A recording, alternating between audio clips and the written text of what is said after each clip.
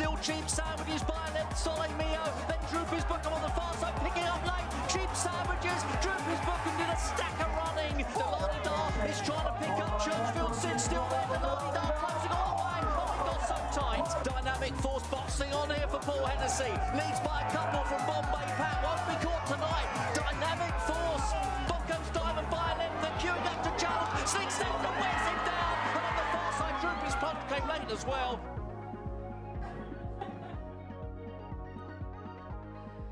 Well, we can see the sun peeking through the grey here at Towcester. We are here ready for the semi-finals of the Star Sports and TRC English Greyhound Derby.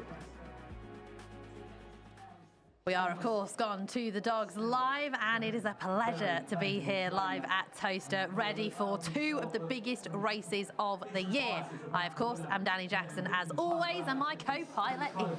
Joe Keneally. Good evening, Danny. How are you? I'm very well, thanks. Looking forward to tonight. Cannot wait till 9:15, but we've got a cracker of a card before then as well. We certainly have. Just the starter, the appetiser, the starter, before we get to the main course later on at 9:15. But unbelievable card to look forward to, culminating into fantastic semi-finals of the Star Sports and TRC Greyhound Derby. And right now they are absolutely wide open. Here is what we have in store. We've had already the 3 sprint semis. We'll be bringing you the action there shortly. We've got the GreyhoundTrader.com stakes, the BGBF True Frame Champion Stakes, the Bet Goodwin Derby Challenge Trophy over the 7-12, the Priced Up Bet Derby Plate that is the appetiser for the Star Sports and CRC English Greyhound Derby semi-finals. Cannot wait for 9:15. I really, really can't, because I can't call either of them at the moment.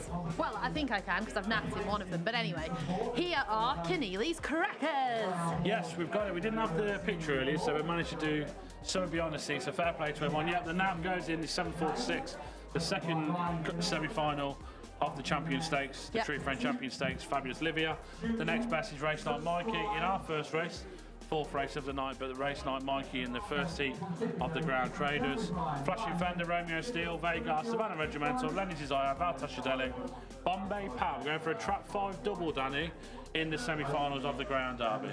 Ooh, okay, so Trap 5 for both semi-finals. Here are the naps for this evening. We've got Hobbsy with Gary the Arb. Joe's just told you about Fabulous Livia. Jason and Emily are of one mind with Vagar in one of the staying races. Savannah Jackpot for Daryl. Ashley, who's the social media guru, Da-la-dee-da. And I have napped Dynamic Force. So myself and Ashley going brave later on, I think. Right, we've got our man braving the weather outside. It's Jason Barrisford. Thanks, Danny. The weather's actually okay, but I'm up here in the gods, but looking to hit the heights tonight is, of course, the dog. Everybody's been talking about Bocco's Diamond, and I've got owner here, one of the owners, Graham Box. Hello, Graham. Hello. How are you tonight? I'm very well indeed. Trap 6 tonight. Yep, the trap we've been waiting for. Hopefully, trap's open here, appear with him and make his way to the lead by the first bend, and round he goes. And prove all the people that doesn't say he doesn't stay that he does stay. Well, I mean, yeah, you'll always find the odd lunatic. But the trouble is people are judging him obviously by his own incredibly high standards. Yeah, but in the Derby so far, he hasn't had much luck, and he hasn't really broke yet, but hopefully tonight he will break and he'll show us what he can do. Well, we all saw, I mean, we've seen it in the earlier rounds, and even last week, that mid-race move, that was just something out of comic books. Yeah, from second to third, he's unbelievable. He was putting lengths between him and the other dogs in the Irish Derby, and he showed terrific pace down there last week and just got caught coming home, but tonight out in front, lead all the way. Let's see what he can do. Still available, amazingly, really, at 3-1 outright. Odds against tonight. Advice to anyone looking to have a punt? Yeah, get on. 7-4, massive price. Get on him. And this is the man who backed Crystal Palace to win the FA Cup at 40-1. He knows his stuff. We're glad all over. They will be nervous in the build-up to the 9:34 this evening. Will he trap? Will he clear Cheap Sandwiches? Those are the big two questions later on. Daryl is in the building, and we've got our first race on the horizon, Daryl. We have done it. Yes, good evening from the commentary box. Looking forward to calling these races now. What a privilege it is to call the two Derby semi-finals a little bit later on. And who knows what the turn-ups will be, if there will be any. Of course, 6 Irish, 6 British runners, 3 railers and 3 wide runners in each of those semi-finals. So the perfect symmetrical makeup. Now, what about our first live race coming up here? We've had the sprint heats, as Danny mentioned. We will catch up on those soon, but this is the Greyhound Trader.com stakes, the first semi-final. They qualified, of course, last weekend, and there's the betting with too much chat at 9-2. Who's a Jan 24 pup, so a real youngster there for Kevin Boone. Ginger's Rubin running out of 2. Hasn't won for a fair while, but is in there looking for a qualification place at 6-1. Richard Rees runs Zenith Quincy, running out of trap 3, was the fastest in the qualifying round last week. Easy Texas, a big price for local trainer Lawrence Tuffin. Ballymacodin runs out of trap 5 for Chris Faraday in from Monmore, and Race Night Mikey looks to have a really good setup on the outside. We know Joe's very sweet. 5-4 for Maxine Locke's Greyhound in the stripes. Can't wait for the first semi-final of the Greyhound Trader.com stakes. I really quite like Zenith Quincy. I thought he was impressive last week. He won by, what, 5.5 lengths? So I'm quite looking forward to seeing him again. And it was the fastest time that we had on the board of these 6. It was. He didn't really come away either, to be fair. He broke okay, and then the burst of speed, Danny, into the corner was really impressive, and got a good time to go with. I just thought Racing on Mikey with the draw, 5 railers inside. Ballymacodin, who won last week from trap 1 at 22-1, he goes in 5 here. So, look, it's a really tricky draw for Ballymacodin there. But this is Racing on Mikey taking the lead into the first bend, and from there would go on to win. Hard Done Boy was in the race, who qualified as well, but this was Racing on Mikey.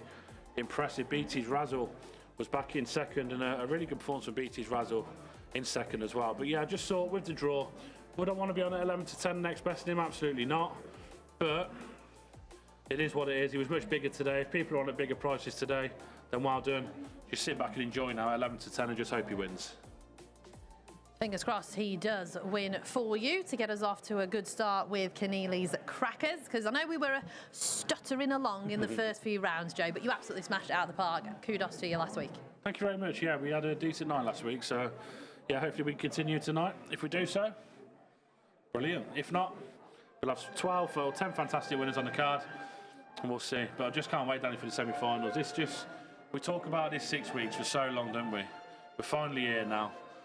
This is just like we said, this is a starter, the appetiser. We've got the big main course and dessert later on, 9:15, 9:34. And the blessing with this derby, Danny, the other competitions are really, really good to go with it as well. Right, here we go. We're on parade, and Too Much Chat is in the red jacket. Very young. He is an unreliable trapper while he's learning on the job. He will need a career best to win this, but he's one of those that may just sneak through. Trap 2 is Ginger's Rubin. Reached the Sussex Cup semi-final last year, competes regularly in the Category 3 competitions at Hove, and he's, exposed. He's 8 from 38, he's got 7 seconds on the board as well. We have Trap 3, Zenith Quincy, impressed last week, seeking a double. He won twice over in Ireland, including a Kirby trial. And we know how well the Kirby form stands up over here at Toaster, so if you can run over there, you can usually navigate the bends of Toaster. Trap 4 is Easy Texas. Rockets out the boxes, but he was picked up late last week. He's only a baby though, October 23, and so far a good record, 4 from 9. Trap 5 is Ballymacodin, shocked at this kind of price last week after a break of 6 weeks, but that was his first open spin. He's usually a very solid grader at Monmore. Stunner as well, done. Oh, beautiful. Beautiful looking boy. Now, I know they put quite a bit of money on them connections last week. They're not here tonight, they're in Portugal. Race Night Mikey, very lightly raced so far. He's 3 from 10. He has been unlucky, but he's won 2 of his last 4, and he absolutely bolted up last week, so maybe the luck has changed. So they are heading towards the starting boxes shortly. I think we can have a look at the other VT though. This was Trap 2 Zenith Quincy, and Trap 3 Ginger's Rubin, and Trap 1 Too Much Chat, the first, second and third. Yeah, crucially, Danny, you see Ginger's Rubin leading Zenith Quincy initially, but drawn inside him allowed Zenith Quincy to get by him. They're now flipped. So can he afford to get away with that again tonight? Probably not. He's going to have to come away a little bit better, Zenith Quincy. we do talk about the middle box a lot, that they can trap better. So if he does, he's a big player. Too Much Chat was in third in this race, but to clock the time he did, 28.92, off that run, off that break, was a good run from him. Yeah, it was. So I'm hoping that he can do the same again. Bless you. Thank you. Try to stay away from the mic then. I did that in the preview show, but I was on air and on the camera at the time, so, you know, you've looked out there. Trap 6, Race Night Mikey, is the favourite for this race. That's the one Joe fancies. I'm with Zenith Quincy. Daryl's going to call them home. Who do you like? I like Race Night Mikey. I've got to say, Dan, it's a lovely setup, isn't it? Because surely Ballymacodin and Easy Texas from 5 and 4 are going to edge across, if not make a stronger move towards the inside. And Race Night Mikey really should get a dream run outside here for Maxine Locke, who is probably focused on this race, but also thinking about later, of course, with her Derby semi-finalist. But here we go with the GreyhoundTrader.com Stakes first semi. The hair is right on the boxes. And we race away. A little bit of crowding for the 6th Race Night Mikey coming out as 2 Gingers Rubin led the way. Ballymacodin 5 on the outside. 4 got nowhere to run into the corner. The favourite is last down the back. Race Night Mikey. So at midway, Ballymacodin for Chris Faraday leads by 3 lengths over Gingers Rubin, 2 in second. Long way back then to Zenith Quincy in third, Trap 3. And a long distance to the remainder. The favourite Race Night Mikey is looking at all the others in front down the lane. Ballymacodin by a length. Gingers Rubin is challenging. Here's Gingers Rubin trying to close down. Oh, that was desperately tight. Gosh, if the finishers are going to be like that tonight, we're in for a treat. Very close. 5 Ballymacodin, 2 Gingers Rubin. Going to have to wait on the judge. Well, they're leaving it to the judge, but both me and Joe think it's 5. And Bruce 747 said, I see an upset here just before the off. And if Ballymacodin's done it again, he's 2 from 2 in opens. There we go, Danny. It looks 5, like 2, he 3. has. Yeah, 5. No doubt in my mind. Gingers Rubin. Every chance to go by. Has he thought about it a little bit too much? Look, let's say things as we see them, and he's had every chance to go by Gingers Rubin, and he hasn't. And then I'll flip that though. Has Okay. Ballymacodin got a little bit lazy in front and just gone, oh, there's someone there? Because there's always 2 sides to the absolutely. coin. So we'll watch it again and see what happens, because he's in front here and he's comfortably in front, Ballymacodin. 2 Gingers Rubin, always on the premises. Zenith Quincy is through in third. But you look here. 5's and 2's leaning in for me. He's just leaning in. Yeah. The head-on would be interesting if we could get the head-on the run to the winning line second time round. But, yeah, just for me, 2 leaning in, slightly Gingers Rubin. 29.31 we're here, and so the trap might just be a little bit back. Yeah. What we're seeing, but a good run for Ballymacodin. Look, 2 weeks in a row now, massive prices. I hope guys are on. There is going to be plenty of people out there who have took the chance about Ballymacodin at big prices. Well, I spoke to Dave Tiverton. I was at Monmore on Thursday, and I just jumped up and was like, great job, you know, last week. And he went, mate, honestly, the Star Sports boys, they were happy afterwards, but they kept paying us out because we'd done 25s, 22s, 20. Wow. You know, they'd just smashed it in to about 16 to 1 on the board at Star Sports. Yeah. And Lofty apparently was like, great, cheers, great.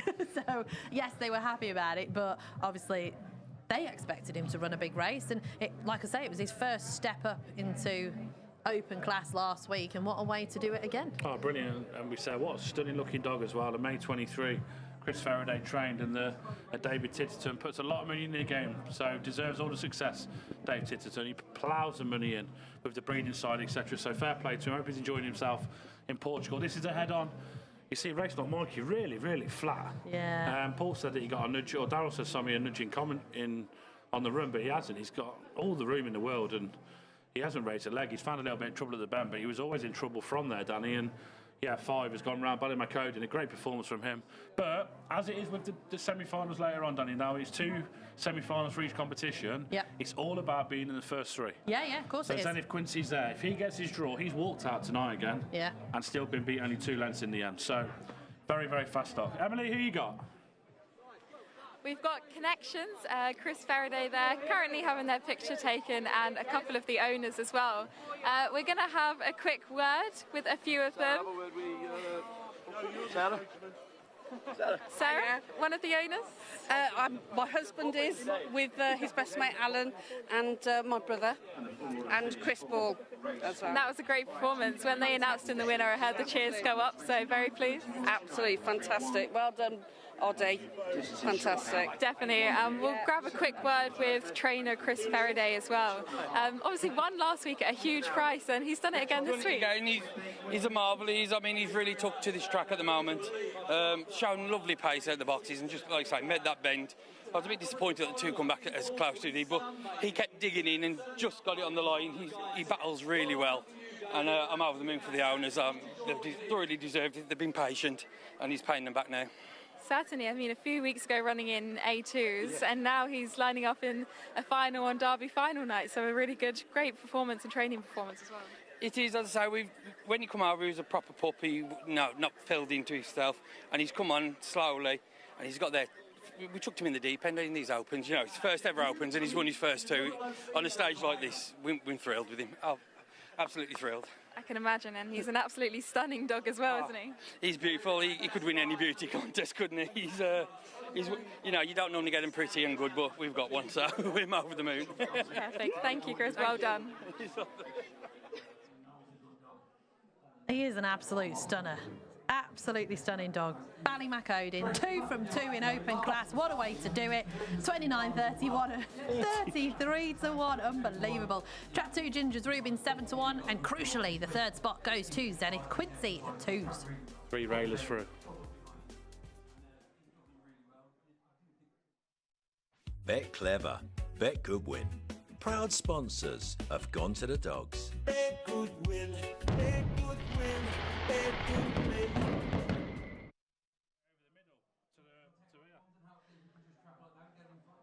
Our thanks to Bet Goodwin for sponsoring the show right throughout the derby. That is why we are able to bring you the show Gone to the Dogs live, and a warm welcome to everybody here. We are, or have opened the chat as well, so if you're not already a subscriber, if you do subscribe within 5 minutes, you can get on the chat. There's plenty of people there. We talk all sorts of history. There's loads going on, and people put tips in and all sorts. So if you're not already a subscriber, please make sure you do. Right, we're now going to look back at the sprint semi-finals. Daryl.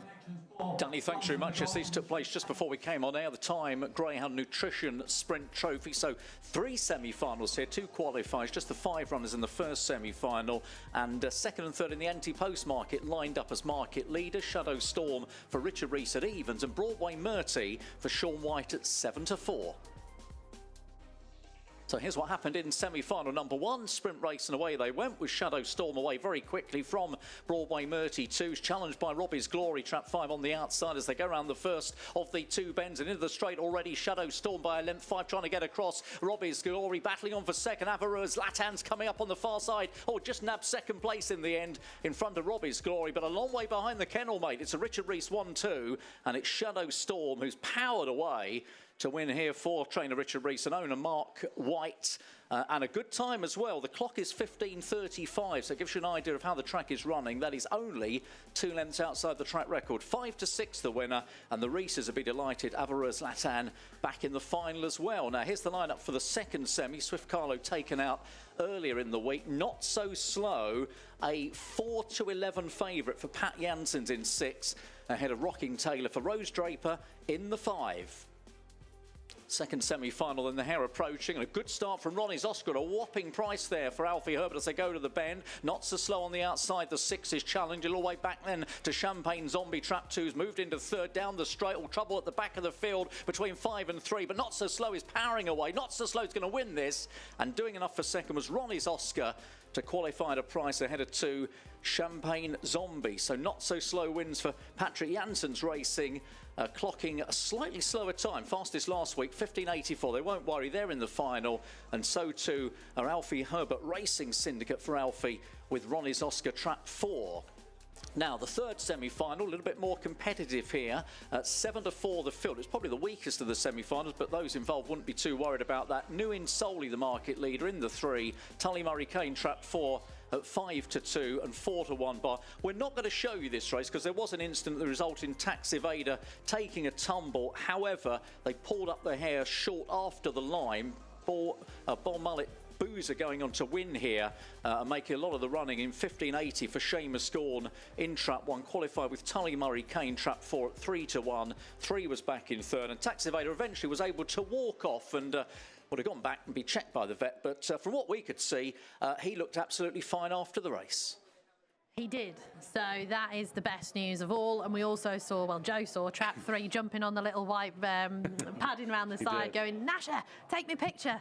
Right, we've got Jason downstairs. So, Jason, who have you got? Now we are expecting a very, very busy night as far as the action is concerned tonight. The weather's been a bit busy as well, so Lofty had to come in from the cold. Yeah, definitely, Jace. Fair weather people out there, but it's like late Windermere out in the ring tonight, so thought we'd come in here, yeah, and it's all right. We've got to turn the England-Andorra game off that the millions are watching, and we've actually got the race night up there now, so hopefully people can see the racing as opposed to going outside. It might be okay. When I saw you earlier, the first thing I said to you, this is a card for you tonight, isn't it? In the first 2 favourites are one, so come racing again, Jace. Yeah, go on. You got any more good ideas?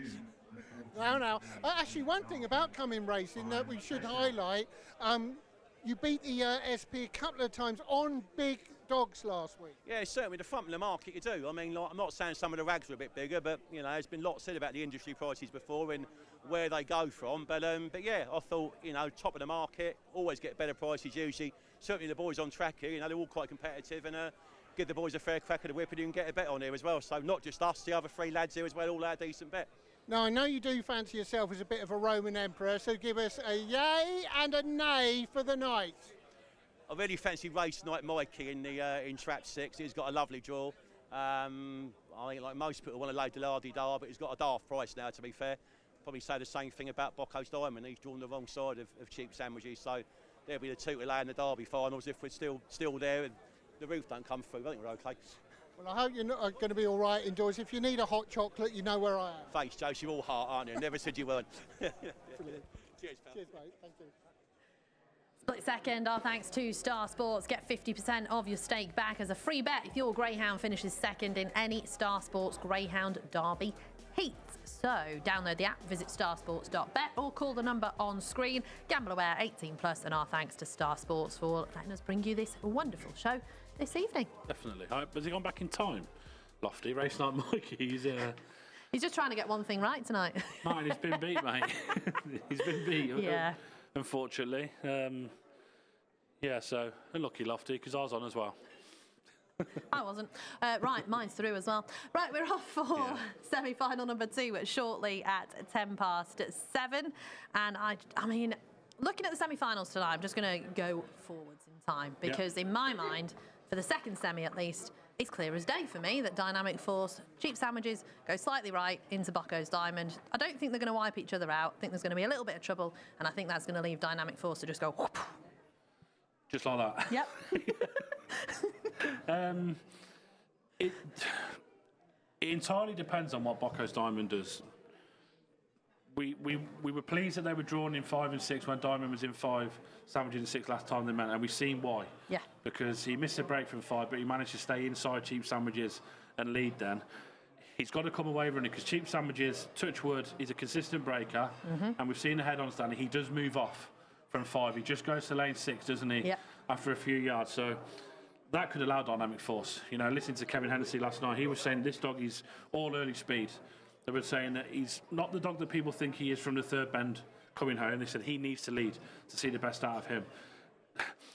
You could talk about these races all day, couldn't you? You really could. You don't feel like you've got enough time to talk about them because we've got such a brilliant card to go through. And, you know, we've been on and hour in all week, the ifs and the buts of every single race, and both semi-finals are like that. There's so many ifs and buts to them, but that's exactly what you want at this stage of the competition. Yeah. You don't want anything standing out going, this is 3 on, it's going to lead and it'll win. We've got so many ifs and buts. That makes it so special. Right, let's have a look at the lineup for the next race, shall we? Semi-final number 2 of the GreyhoundTrader.com Stakes. Down the card, Radical Scobie 100 to 30, Gary the Arb 11 to 4, Two Maker Quick 3s, BT's Razzle 25s, Hard Dumb Boy 11 to 2, and Flashing Fender is 11 to 4. So absolutely wide open. It is big price Flashing Fender again. Draws win races, Danny, and we didn't see too much there from racing like Mikey. This dog's got fantastic early pace. He's got a dog in 5, Hard Dumb Boy, who isn't blessed with early pace. He's going to be moving left as well. Gary the Arb has to try and clear Toolmaker quick. Radical Scobie had every chance to go by last week. Flashing Fender, he didn't go by. Draws win races, 11-4 looks a big into 5-2 now. I'm not surprised that that's going. I think he wins Flashing Fender. I think draws win races, he'll lead, he'll win. It's what turns where to get closest to him. Radical Scobie looks set to qualify in 1.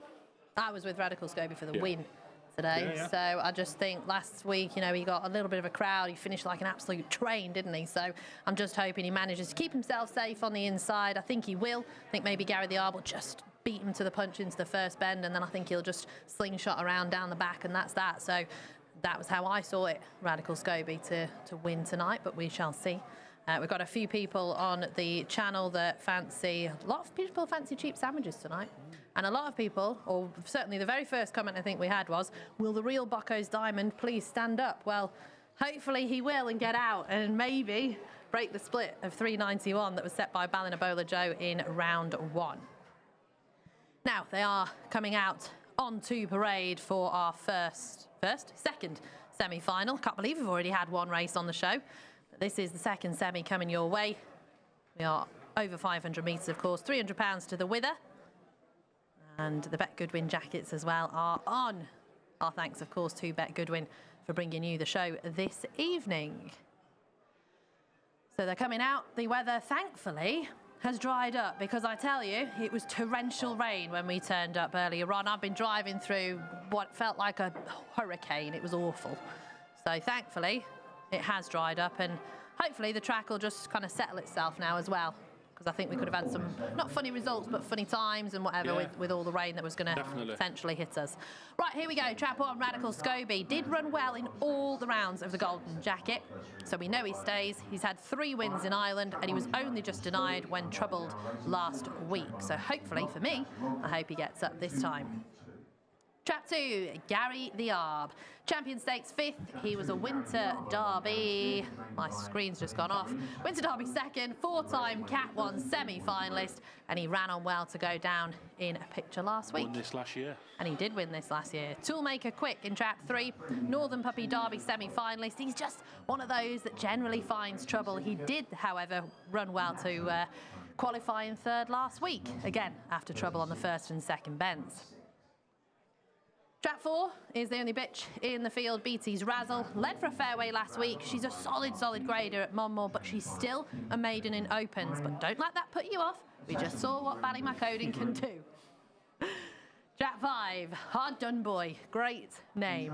Was starting brightly at the start of his career. I think he's just lost his trapping boots ever so slightly. He needs to trap again to be really competitive at this sort of level, in my opinion. But he is still 4 from 7. And Trap 6, Flashing Fender, got off the mark last week when only just holding on from Radical Scobie, and he is still learning on the job. And we're actually going to watch that race because it was a cracker. We had Flashing Fender first, Radical Scobie 2nd, Toolmaker Quick 3rd. Yeah, it was in Trap 5 last week, Danny, and showing that nice pace into the bend. Had the 6 knock on his outside he went with. But once he went round in front here, it was going to be what turn where, and Radical Scobie turned a good 6-7 lengths behind him. That gap did really evaporate, and it, getting to the final bend, I thought Radical Scobie would go on to win. He gets past 6 knock there, Radical Scobie. He's giving chase here, he's chasing hard, but he didn't manage to get there, which was a bit of a surprise. Similar to what we've seen there with Ginger's Rubin, seemed to have every chance in defeat. Whether he wanted to get on with it, I'm not sure. So question marks today. He went by after the line. He went clear after the line. But that would have been Flashing Fender tiring as well. This is a big stretch for him. I'm with Flashing Fender, 11-4 into 2-1. Thought it was a decent price earlier, around 3-1. So that has been snapped up, and been snapped up on course as well with the bookmakers here. Snapped, yeah. Okay. Snapped up. We'll use snapped. We're changing our lingo tonight. Righty-ho. So it's been snapped up, Flashing Fender. We'll see him pop out, lead and make all. That's got me, that has. Tommy Tingler says, could be more rain around 8 p.m. at the track. Be a form changer, so hopefully not. We've also got Gary the Arb. We could have seen him, but there we are. Here he is. All right, he was second. Yeah, this was second to Ballymacodin. So that form has been franked. Good performance. Ballymacodin was in 1. Bit of trouble there at the first bend, and Ballymacodin went on to hold on in the end. Gary the Arb, I thought, had won again from where he was. So very game performance from Ballymacodin. Gary the Arb We were talking, Danny, on the podcast in the week where when he was coming into the derby, he was clocking 28.90s at Hove, 29 dead. He come into this on the back of a 29.44 Hove. I thought he would have got there. He didn't, but rule him out at your peril. Oh, yeah, you never underestimate Gary the Arb, never, ever. There's also a massive run in this dog, Hard Done Boy. I think there is as well. I think if he starts well... Just a draw. One, it's the draw, but I think he's just lost his strapping boots for me. I think he was flashing out at first, and now he just seems to be... Well, you look at his race position, third, second, first, up to the first bend, last on the last three. So he's just kind of finding his feet, finding his racing groove, and he's still only, young. He's just come out of puppyhood, so he's learning all the time, Daryl. He is. I used to love him round Swindon in his early days. He's been back late on as well. Hard Done Boy. He's 4-1 from 11-2. All the money for Flashing Fender, though. The 9-4 market leader. It is semi-final 2, the GreyhoundTrader.com stakes. Here's the bunny. Who's going to lead as they race away? Gary the Arb got first run on Beat His Razzle. 4 as they go to the corner. 1 is trying to hold its posse. 5 brought to a halt. Hard Done Boy into the second bend as 1. Radical Scobie goes third. Then to the outside, Flashing Fender. Gary the Arb in front by 2.5 lengths down towards the home turn from Beat His Razzle in second place. Then in behind those a gap to the others. Radical Scobie trying to go into third place, took the ground at Toolmaker Quick. No one's getting near Gary the Arb, the defending champion, will be back in the final next week. And what a run this was. Gary the Arb powering clear, beat Radical Scobie and Beat His Razzle back in third. What a cracking dog this is. Gary the Arb has won. Radical Scobie in second, and Beat His Razzle has qualified for third, so they'll be absolutely thrilled with their bitch in 4. But Gary the Arb, I mean, he broke like a good thing, and that was that. Glad we finished with Rule Him Out Your Peril, because give us a little bit of credit in the bank there, because we know exactly what he can do, this dog. He's so capable of doing this and putting in massive runs. He's come out running, Danny. 3's missed a break, Toolmaker Quick. Radical Scobie's missed a break. 29.07, so we're here in 24 spots, so 3 lengths quicker than the first semi-final. Ballymacodian. A great performance from Gary the Arb, and I'm not convinced what I'm seeing out wide. Flashing Fender. Now, I know he hasn't really come away. He's tried to pace up. We're not seeing a lot from these dogs, and he doesn't quite stay this, but the first way, race like Mikey, didn't see anything out of him. No. See nothing out of Flashing Fender here out of 6. I hope I'm wrong.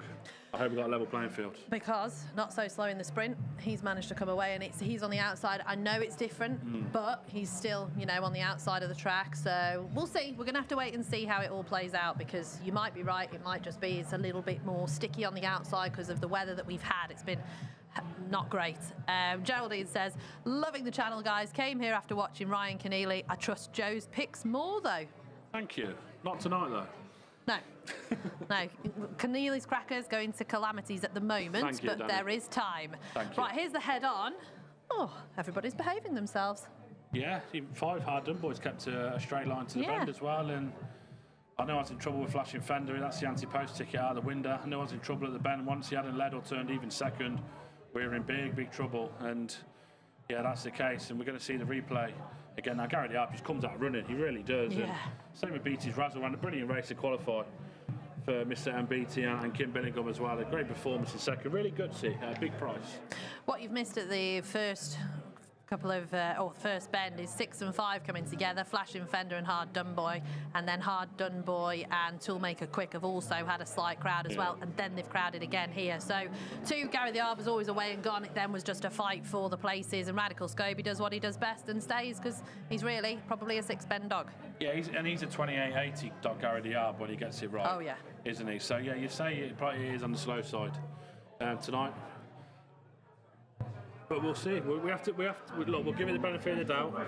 You'll see now. It's hard to engage in the next race, because you've got Romeo Steel, Rayla, Keyfield Goose Raider, Queen Shakira. They're at the top of the betting. Yeah. So really, they should be qualifying from here.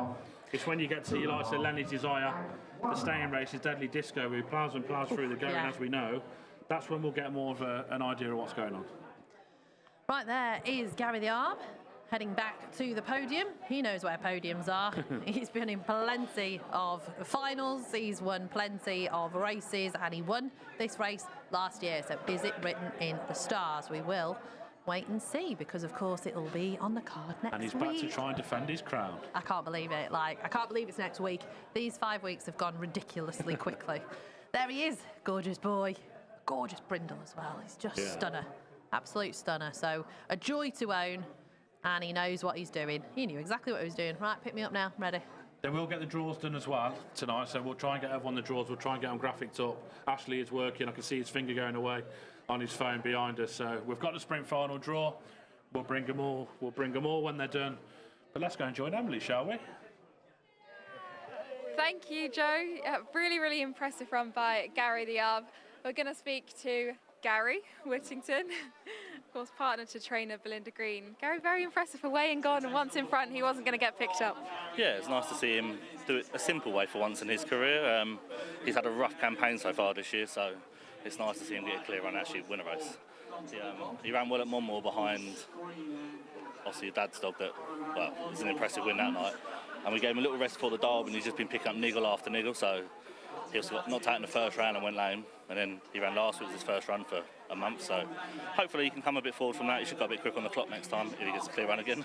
So it seems a good run on the track for tonight, and of course he's defending champion of this Greyhound Trader competition, so you'd really like to defend the crown? Oh yeah, I'd love to defend it. He'll give it his best shot. I think this might be a lot of raiders going into the final, but if he can get a run around the bend, he'll give him all his best attempt, won't he? So hopefully he can do that. I think 6 railers in the final, and he probably would be a dog that you'd really, really want 1 or 2 for, would he? I think I'd probably want to be in 1 or 6. I think he can ping sometimes, so at least if he did come out 6, he'd probably come across him a little bit, but if he was kind of stuck in the middle, that'd be a bit bumping at the bend probably for him, but he's game. He's come from behind. He's come from behind many times, so hopefully. And he's been a real star for the kennels as well over the last couple of years. Made so many finals. So when he's got knocked out early in the Derby and you've had a few issues with him, it's really, really nice to bring him back and see him running so well still. Yeah, I mean, we're disappointed obviously with his how the Derby went for him. He picked up an injury quite early into the race. We weren't even sure he'd be fit enough for this, to be honest. We kind of had to do a lot of work with him in a short amount of time, so the fact that he's back in the final again shows that his head's still in it, which is the main part, isn't it? So definitely. Well, thank you, Gary, and well done to Gary as well. Well, here is the results of our second semi-final. The draw will be done shortly. Gary the Arb 4-1 in a time of 29.07. Beat 1 Radical Scobie 3-1 and 4 BT's Razzle 33-1 in third. Bet clever, bet good win. Proud sponsors of Gone to the Dogs. Bet good win, bet good win, bet good win. Now I'm here with connections of this year's semi-finalist and last year's, I've forgotten, Kevin O'Connor. Where did Delardy-Dar come last year? First. First? Now, I don't want to cast any aspersions here. Have you sobered up since? No.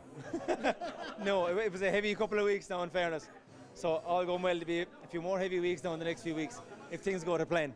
And I bet it's a race you've just watched time and time again. Absolutely, but the whole race all the way through for the first couple of rounds, yeah, and the final. It's great actually watching the promo for Gone to the Dogs, where you see the last bit, and then it goes, the Derby is won by the Laddie Da.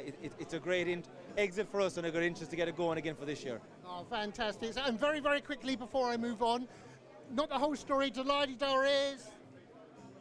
How do you mean? What does Delardy-Da mean? Oh, a small whiskey. I didn't know the Irish drank whiskey.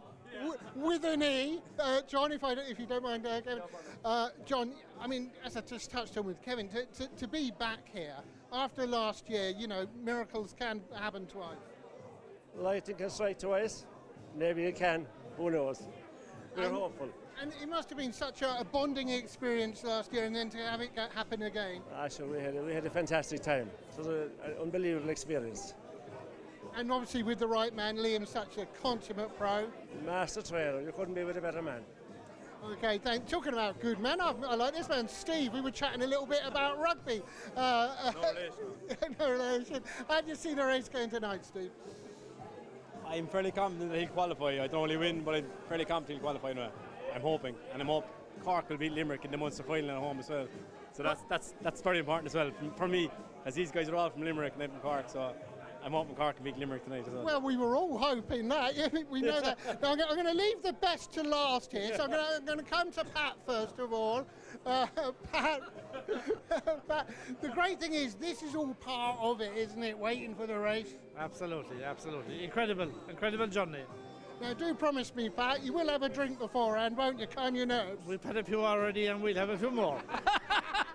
Being that close to Pat, I knew that. Now, now the best till last. Never mind these sexist pigs, because Denise told me here they brought you over to do the ironing. Yeah. We want them looking as good as the lady there, you know. That is absolutely disgraceful. You should be ashamed, you men. The only thing that'll be flat out later on is the la-di-da flat out to the line. Brilliant, da-la-dee-da. I mean, the dream is still alive for the double. We've not had a double winner for a long, long time. But I'm going to stop you before you say anything, because we're going to have a look at the sprint draw that has taken place. In fact, it was Ryan that did it, didn't he? It was barking mad betting, and he is barking mad. I've seen some of his selections recently. They're as bad as mine. So he did pull up the winner, though, Balmore Boozer. Yes. He wanted to be on that at a big price, so he put that on. Not so slow, great draw. He has got a great draw. Railer in 5, Shadow Storm. He won it last year. He did. Shadow Storm is in fantastic form, a newcomer, a baby, and doing nothing wrong. Has got his draw as well, so really good buckle that. And he was in only 2 lengths off the clock. Shadow Storm tonight. 15.51 on what isn't a fast track, Danny. No. So a really good run from Shadow Storm. Yeah, and he's got the same draw tonight, next week, should I say. So, yeah, going to be interesting final next week. That's the sprint. We've just heard. Yes. The GreyhoundTrader.com stakes, but we'll bring you that shortly once the graphic has been sorted. We are building up, though, to the next. And I've just seen someone say, trap one in the next, the goose is back. So, looking forward to seeing Keyfield Goose myself, to be fair, because I think he's going to take a fair bit of beating in this one. I think he's got a decent draw. I think he's got a decent bit of pace. He made all last week, so why can't he do it again? Yeah, he's very fast, and he's probably a more consistent breaker than Romeo Steele. But for me, Danny, this competition all depends on what Romeo Steele does at the traps. If he traps level, he's got more early than Keyfield Goose, he'll lead and he'll win. If he doesn't trap level, he'll show his pace, he'll hit the front, and he probably will get caught, especially on a slow track. So he needs to get out today and get loose Romeo Steele to show what he can do. If he does that, I'm with him, I think he'll win. Okay. Star Sports Showtime guarantee.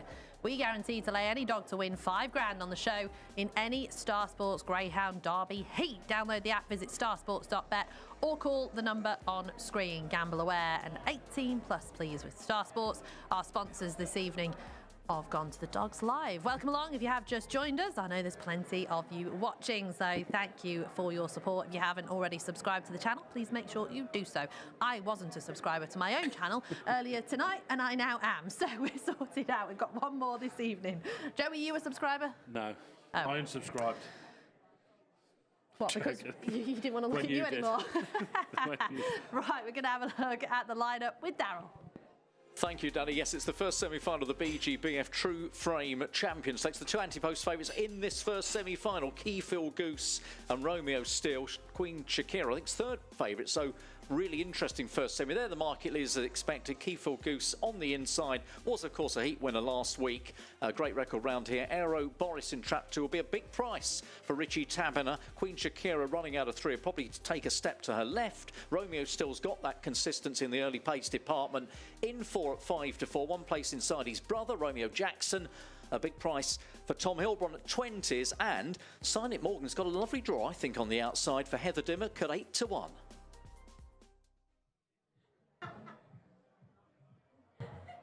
Now here is Keyfield Goose running on June the 1st in Heat 2. Last week, popped out, made all, beat Fabulous Sonique by 3 parts of a length. Yeah, got Hobbsy doing backflips behind us. I think he nabbed Gary the Arb. Oh. So yeah, Hobbsy's behind us. He's delighted. But yeah, it was Keyfield Goose winning last week, beating Fabulous Sonique, who gave chase, and it was only 3 parts of a length in the end between all, Danny. So a good run for Keyfield Goose. Fabulous Sonique goes in the next race, but cracking performance from him. He's so consistent as well. He's a really consistent breaker. He's going to need to do the same again tonight.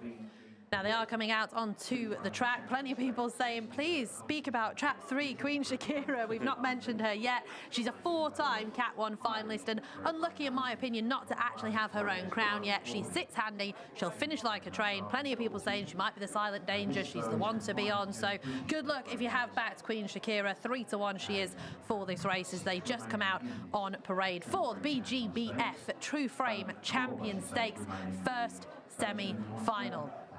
In the red jacket, we have Keyfield Goose, 3-time Cat 1 finalist. He's got loads of early pace, and he made all last week for Phil Milner. Gorgeous boy as well. And he's got his red jacket on. Trap 2, Aero Boris, 28-1 chance. Has won 2 minor opens so far. The record is great, though. He's almost 1 from 3 with 10 wins in 32 starts and 1 decent second. Queen Shakira, there she is, the only, one of 2 bitches actually. As I say, 4-time Cat 1 finalist, and she will be sitting handy around the bend. If she turns handy, she's a threat to them all. She's 100-30. 5-4 is Trap 4. Romeo Steele, 4-time Cat 1 semi-finalist, was 3rd in the Eclipse last year. Was unlucky this year in the second round, but he's won his last 2 very well indeed. Beat Ballymac Kobe in a minor open and bolted up to beat Queen Shakira last week. Trap 5 is Romeo Jackson. He's a solid type, but he's only won 4 and he's only won at Newcastle. He may well sneak a place here though. And trap number 6, we have the second bitch in the field, Signet Morgan. She's seeking a hat-trick. She's 2 from 6 here, will be flashing out, and she did reach the final of the the semi-final of the BGBF Puppy Cup. So she knows how to win races. She's won her last 2. Can she do it again and hold on? That is the question that will be answered shortly. This is Romeo Steele. Yeah, good performances in Trap 3, Queen Shakira in 2, and a really good run. We've seen that early pace, Danny, that he's got. He's such a fast greyhound, Romeo Steele. When he gets it right, that is his big Achilles heel, though. The consistency in the trapping has always been a bit of a letdown for him. He's got so much pace. We've seen him recently breaking the sprint trap record in Nottingham. That's the kind of pace that he's got. This is a bit of a demanding trip for him. This was last Sunday. The ground was lovely. It was a lovely day, and he'd done the business, beating Queen Shakira well in the end. It's a little bit slower tonight. He's got to come out running. He's got to lead to give himself the best chance. What do you notice about 4 and 5, Danny? What do you notice about the 2? Romeo Jackson, Romeo Steele. Litter Brothers. Litter Brothers, both beautiful looking blue dogs as well. They'll be trying to get through. Tom will be trying to get Romeo Jackson through. Who, best name as well. When he come on the when he first come on the scene, he was touted as being a really, really nice dog. Yes, he was. Probably hasn't gone on to do what he could have done. No. But he's got all the ability in the world still. We've seen that last week. He done really well to qualify behind Signet Morgan, who is really well drawn here, Signet Morgan. Let's not forget Keyfield Goose on the inside, Aero Boris. But it all depends on what Romeo Steele does for me. If he traps and leads, I think he'll win. Okay, so Romeo Steele for Joe, Keyfield Goose for me. We're both doing a really, really good job tonight already. So there's plenty of time still to get a winner, Joe.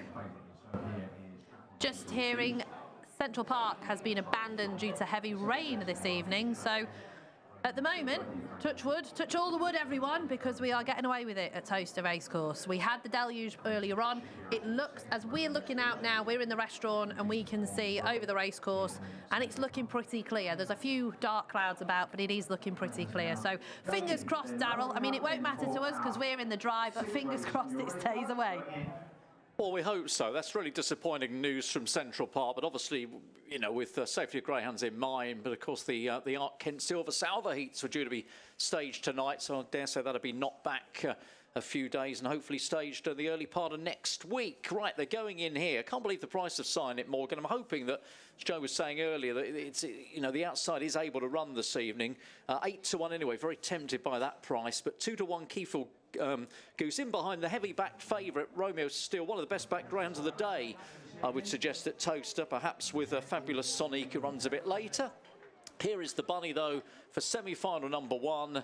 And away they go, and from the boxes, Keyfield Goose got a good start, but Romeo still shows that customary early pace and goes on by a couple of lengths very quickly. From Keyfield Goose in second to the outside, Queen Shakira. They're getting stretched out. Romeo Jackson fourth, Aero Boris, and Signet Morgan is a country mile back as they race down towards the home straight. About 9 lengths detached from the 5th dog is Signet Morgan, but off the final bend, Romeo Steele is bounding clear off the final bend for Patrick Janssens here and heading towards the line with a clear advantage, a big, big lead from Keyfield Goose in second, and Queen Shakira has finished in third. Trap 4, the winner has won well there. Romeo Steele beats Keyfield Goose and Queen Shakira. Sorry, I was looking to see where Sign Up Morgan was because she's made the pickup. She was just a little bit slow, so I'd wondered what was going on, but she's all right. Romeo Steele. Well, we said if he traps, that's it. And he trapped, and that was it. He did. He looks like he was out-trapped by Keyfield Goose. We're going to see it now, Danny. And yeah, one comes out in front. 28.81. What a run that is for Romeo Steele. He's roared to the bends. Yeah. And that's what he'll have to do in the final next week. If he does that again next week, Danny, he wins the competition. Because Keyfield Goose has out-trapped him there by about a quarter of a length. He's not laid a glove on him. Oh no, that early speed is just frightening. This dog is so fast. He really is. He must be so frustrating to train and own for Dave and Patrick because he's that quick. And if he could bottle that, he'd be unstoppable. The thing is, though, he's 18 from 40. That's not exactly a bad strike rate. You know, we say probably because he's not won the big races like we expect him to, but he's won 18 from 40. That's almost 50% of his races at the top level. And the worst thing is, Danny, if you watched all of his 40 races, you could add another 10 to 15 victories on top of that, just by trapping. Yeah. Honestly, he's found a little bit of consistency now. Maybe that's just him getting a little bit older, you know, just maturing slightly. Yeah. And also, he's very versatile in terms of the trap draws. He's got that much early. If he's in trap 5, as long as he traps, he'll clear what's inside him. You know, when you've got that early speed that he's showing here, you can go in any box you want. So we've got 3 railers through there, so we'll see what we get in the next. It wouldn't be a massive hindrance if he was in trap 6 next week, as long as he come away. To be fair, when I look at a field of railers, I either want to be in 1 or 6 anyway, to be honest with you, because the trouble, if there's going to be any, is always going to be centred in the middle. So you want to be on the bookends if you are a field of railers. And just a word for Keyfield Goose, Queen Shakira. Brilliant runs in defeat to qualify as well and take their place in the final next week. And we can see there that Sign Up Morgan was absolutely fine. I think she's just maybe taken a false step or something, I'm not sure, but she was quite a way behind everybody else. So trap 4, Romeo Steele heading towards the podium. There's Billy Brennan, one of the hardest working men in greyhound racing, sorting out all of the tipping competitions and all that jazz as well.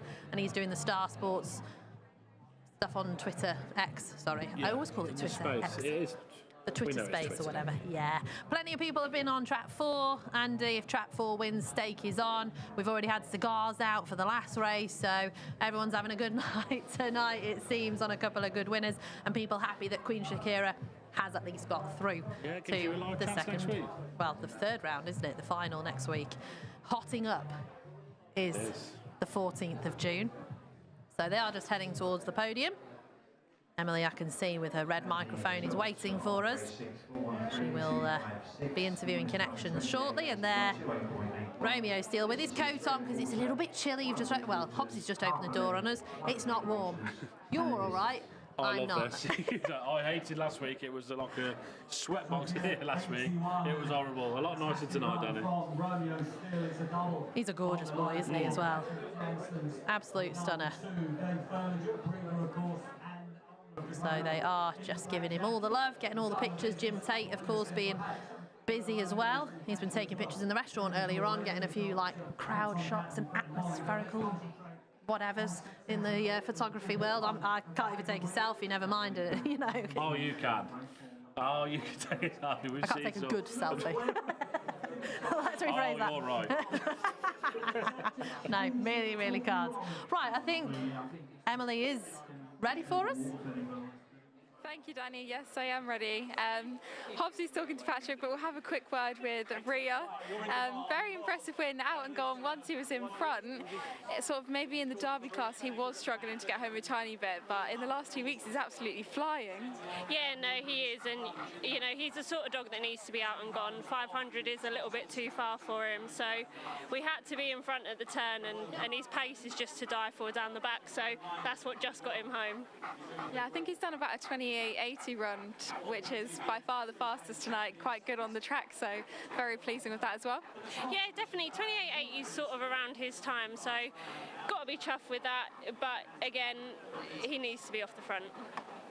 But I think what's impressive about him as well is doesn't seem draw dependent at all. I think he won from 5 at Perry Bar. He's done it from 4 tonight, which I thought on paper maybe did look a bit tricky, but he seems to do it from any box as well.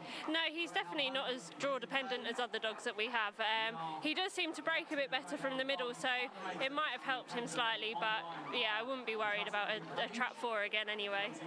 Definitely a good start to the night. Anyway, obviously you have 2 in the Derby semi-finals later. Are you looking forward to those? Quick word on both of those? Definitely. I'm not walking any of them, so pressure's off of me. It's down to mum and dad, but yeah, super chuffed with both of them, especially Plunge, because he is so frightened and he's come on so much. So yeah, fingers crossed. And it's nice to have a runner in the semi-final anyway. Certainly is. Thank you very much, Rhea, and well done. Thank you. Here is the result. Romeo Steele 28.81. You could hear him panting. He's put a shift in there. 6-5 favourite. Trap 1 Keyfield Goose second at 9-4. 3 Queen Shakira third at 3-1.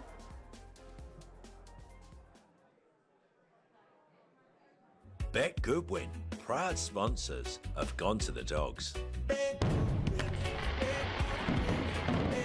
Phil Blunt's died as well.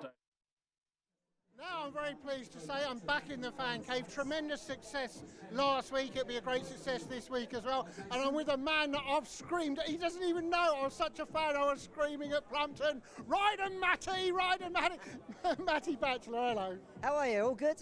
Very well indeed. Now, there's always been a good crossover between horse racing and greyhound racing. I've Sheen Murphy, Mick Fitz, I've interviewed here as well. And you were telling me you used to go to Hove? Yeah, Hove's my local track, and before I got into racing, I used to go there every Tuesday, Thursday, Saturdays. And then when we got into racing, there was loads of us used to ride out in Lambourne, and a few of us used to own a few dogs and used to run at Oxford. So yeah, we used to love it, yeah. And what's it been here like tonight? I know you've been talking to the Keneally brothers. Yeah, they know their stuff. Yeah, they've given us a couple of winners. Ryan gave us a 6-1 winner, so that was good. And he's hopefully he's given us the winners of the 2 semi-finals as well. Well, let's hope so. And that's the thing. Just to I know a lot of people will know, but just give us a little overview about what it's all about. What, Fan Cave? Yeah. Yeah. So it's trying to get people involved, get people up. As I say, you have the experts up, then the punters have come up. I mean, Baz has come all the way over from Netherlands. He's here till next week to watch the final. He loves his dogs. But it's just getting everyone involved, and I think it creates a great atmosphere. They do it at the races as well. You can get trainers up, you can get owners up, bit of insight, and everyone likes to know if they've got a little bit of knowledge. I think it's great for dogs and racing. It is, and you need to bring that enthusiasm, something that you definitely have in absolute space. Yeah, I've got to mention it. You had it in the saddle as well. Carruthers. Yeah, Carruthers. He was great for my career as a jockey. You need a good Saturday horse. I mean, he won the Hennessy for me. He got placed in a Gold Cup.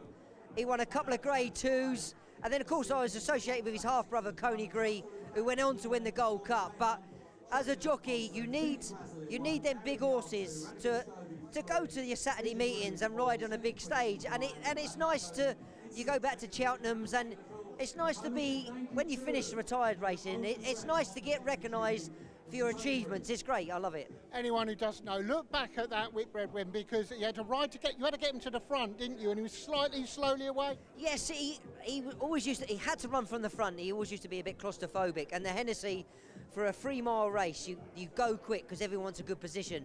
And I'd lost my position over the first 2. I rousted him up to the front, and the rest was history. He stayed in front, and that was it. So there you go. Come to Fan Cave. Matt's doing a brilliant job tonight. Izzy last week, Tony Cotty in last week. I always like to finish on a very hard, serious question. Is that all right? Yeah, yeah, good. If you were a snooker player, would your walk-on tune be Bachelor Boy by Cliff Richard? Oh, love that tune. Summer Holiday. What a film. Always to be a bachelor boy. Brilliant. I wouldn't be no good at snooker because I can't reach the table. Brilliant. Cheers. Brilliant.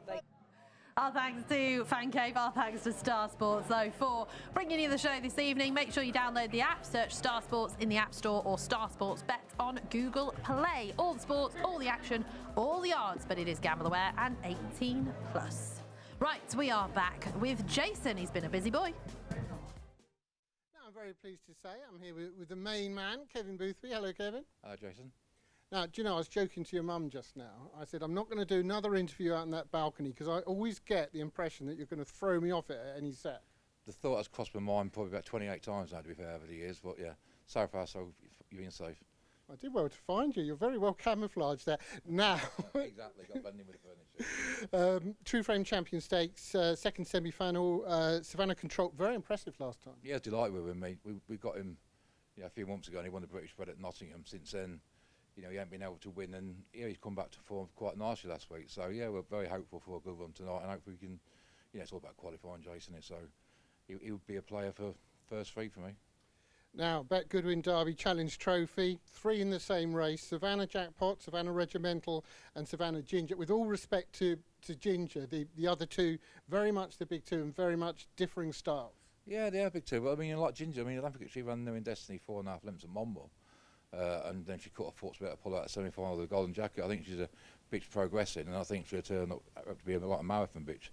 But yeah, what can you say about Jackpot? He's a track record holder here, 42.05. He loves the track. He stays extremely strong. But then on the other hand, we've got like the novice, Regimental. I mean, he's only made 23, learning his trade. Each run he's getting faster, showing a 15.78 split last week, and still clocking 42.40. So it's going to be a very good race between them. But obviously, New Enclosed Link's in 5, so that's got a nice bit early. But again, if we just get them all qualified and do a tri-cast, make it easy, won't it? That would make it a nice one. And in a way, it's perfect for an owner, isn't it? I mean, you've got Ginger in there as well. As you said, I shouldn't have poo-pooed, has got a chance. But you've got Regimental going off, Jacket coming from back, so it's perfect. Yeah, it's perfect. Yeah, I mean, again, Ginger's got a bit of early, but she keeps herself wide, so she should get a clear one on the outside. Hopefully Regimental can lead and get a nice pitch. And Jackpot, look, he's come from last to first last week, so he doesn't have to be in the first 3 or 4. He can do it from the back. So, yeah, but it makes out for an exciting race, to be fair. You going to name any dogs after the other Spice Girls? I might name one of a few, Jason, I think. And on that point, we'll leave it there. Best of luck, Kevin. And it won't be posh.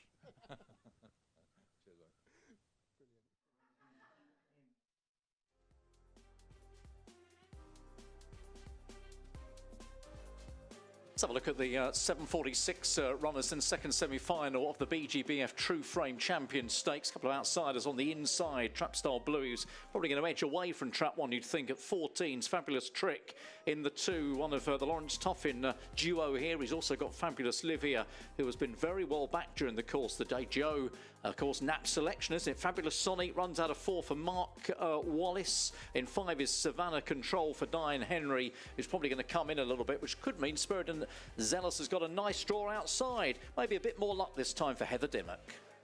Comes again. Now we are just about to get them out on parade, but Fabulous Sonic and Fabulous Livia, this is in action, 2nd and 3rd last week. Yeah, behind Keithfield Goose, who was a good winner on the inside. And Fabulous Livia, you see here, Danny, she hasn't got anything of the ilk of Keithfield Goose. Fabulous Sonic was drawn inside her last week. She's now drawn outside her, which I thought was really the key line of form to this race. Keithfield Goose went on, but she only got beat 2 1/4 lengths in the end and ran really well in defeat. So I think being drawn inside Fabulous Sonic, you can see Fabulous Livia go around in front, and if she leads her, she won't be for catching. So yeah, I'm with Fabulous Livia. She's a nap. She was again much bigger earlier in the week, but she's 7 to 4. We'll take it. Just hope she can come away level. If she does, I think she'll lead and win.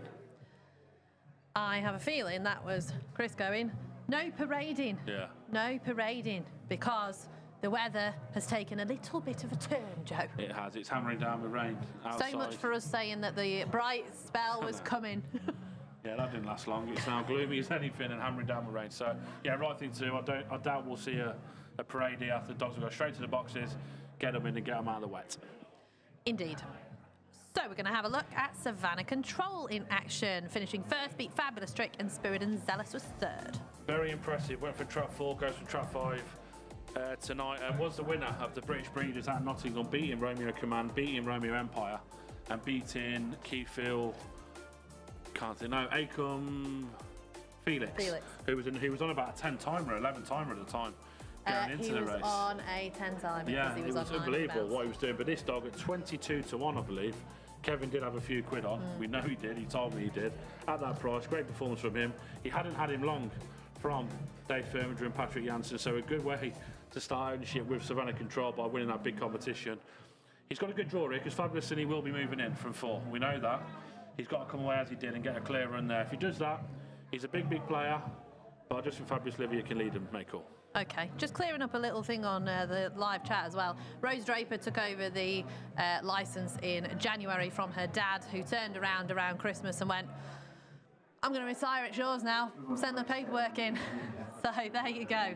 Rose Draper is the trainer now of Trap Star Bluey in Trap 1. Great to see the Draper team getting out and about again as well, because I think for a while they weren't quite going as far afield, and now they've started to get out and about a bit more. Yeah, deservedly won the services to ground racing at the GBGB Awards in March. Yep. We were there, of course. You were presenting, you were hosting that night. I know. So thoroughly deserved, you know, from Albert and Trevor and Barry, now down to Rose.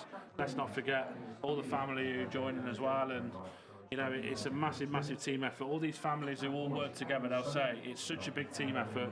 Now Rose has took it on, but it's a big family thing, so good luck to Rose going forward. She's got fantastic support behind her. Right, I'm just going to go for a quick blurb about everybody. Trap Star Bluey sometimes falls out the boxes, will be looking to stay on, but did surprise at 20-1 to qualify last week. Fabulous Trick could not be more consistent, but it's quite hard to win with 2 from 27. We've got Trap 3. Fabulous Livia had a troubled run last time, did well to run as close to Keyfield Goose as she did though, and she does have a good strike rate, 8 from 38. Fabulous Sonique should be a shoo-in if it was over 5.75 at Romford, but will be up there with the pace, and she does stay, of course. She's also reached 3 Category 1 finals. Savannah Control in Trap 5 won well last week in the fastest time here. Should clear Zealous on the run to the bend again, you would think. And then Spirit and Zealous on the outside has got a cracking strike rate here, has lots of local knowledge, is 19 from 55 with 11 seconds. Will not be far away if he does get out the boxes here. So we're just going to hope, well, it's going to centre on 3 and 4, and then we're going to see who else qualifies for me. Yeah, it should be like that, Danny. It should really work like that. I'd say 5. Fabulous Savannah Control can qualify back in 3rd. So yeah, hopefully 3. Fabulous Livia. The NAP can do the business for us. We want to see the best in the final, of course. So yeah, Fabulous Livia, I think, will beat Fabulous Sonique, and I think Savannah Control, it looks an obvious forecast, tricast in that kind of them 3. I think that's what we'll get. Daryl, what do you reckon? I like Fabulous Sonique, but I wish Joe the best, of course, with his nap here. Fabulous Livia. Hobbs has already done the business, hasn't he, for us tonight with Gary the Arb. However, the prize for the best tip of the night goes to Matt Sauter of the PA, because Matt put up Ballymac Odin, who won at 33-1 in the media tipping contest a bit earlier on. I don't know how well he was doing up until then, but 33 points in one race. Can't do any harm, can it? Here we go, ready for the second semi-final, the BGBF True Frame Champion Stakes. The Hot Pots made it through from the first semi. What's going to happen in semi number 2 here? Over the 500. Here's the bunny. Step away, they're racing and off they go. Fabulous Sonique away just ahead. Fabulous Liver's got the inside line and now takes over. 5 is crying out for racing room in behind. Trap Star Bluey trying to move up. All of a sudden though, Fabulous Liver has got clear by about 6 down the far side. Spirit and Zeldon's moved up. Zealous has moved into 2nd place. Then comes Fabulous Sonique. Now they're getting strung out in behind. It's Fabulous Liver by about 5 or 6 lengths. Home for all money. Spirit and Zealous. Galmay amongst the owners in 2nd. Fabulous Sonique on the far side. Boxing on as well, but up to the line. Fabulous Liver was far too sharp. Spirit and Zealous 2nd and 4. Fabulous Sonique back in 3rd. Superb nap from Joe. Fabulous Livia has won, and won very, very well indeed. Now, granted, there was a little bit of trouble on the first bend that's probably seen her slip away into the lead, and she was slightly fortunate not to get caught up in it, but she has routed them. Yeah, she's run really well, I must say, because she hasn't really come away again, Danny. You see Fabulous Sonique out-traps her just. But we've seen last week, they were drawn the other way around last week. Fabulous Sonique was in 2, Livia in 3, and she couldn't get to her by the bend. That's why draws are so key. The minute they flip the draw, she's got that line into the corner where she's got more early than Fabulous Sonique. She's able to go around in front, albeit there was a little bit of trouble in behind. They wouldn't have caught her, though. No, she doesn't stop in front. She's a really good bitch when she gets off the front. They wouldn't have caught her. We know Fabulous Sonique stays well over this trip. She doesn't really take to this track like she does Romford. No, she doesn't. She's more of them sharp, you know, get to the turn and try and lead around Romford. She's a fantastic bitch at Romford. Look, she's in another final. So she'll take a chance next week. If she gets track 1, she'll have every chance. But cracking performance for Fabulous Livia. There's a head on, and again, 2 moves in, 5's moving in as well. Savannah Control. Spirit and Zealous has managed to go through. One of our own, Gail May. He's a co-owner of Spirit and Zealous, so she'll be delighted with him. She was here last week watching on the Sunday in the semi-final. She's here now collecting money, doing a fantastic job for Ground Home in UK. But we're seeing Fabulous Livy here go around in front, and from there, Danny, as we said, she's a 29-12, 29-15 bitch in behind. Yeah. The likes of Romeo Steele, Keyfield Goose. Form does stand up. She's been behind them two true champions over the last 2 weeks. When you find them in a race like that, but they haven't got too much early inside them and the big dames on the outside, she's able to show what she can do. She's done that really well. She has, yeah. Kudos to Fabulous Livia, because she's away and gone into that first bend. Like you say, draws do win races. That's why, you know, that we make a big event of the Derby draw, because it is such a massive event and everybody's there and we're all enjoying ourselves. That's Monday, of course, so we will know the Derby final draw about 1 o'clock, I think, on Monday afternoon. But there they are coming out off the track. And what I would say, we've got a fantastic final for that next week, the British Bred. You think Queen Shakira, Romeo Steele, Keyfield Goose, Fabulous Sonny, Fabulous Livia, Spirit and Zealous. Brilliant final to look forward to. We do know Spirit and Zealous will get 6. Trap 3. Fabulous Livia has won, and won very well indeed, for the second semi-final. And I think Emily might be standing by.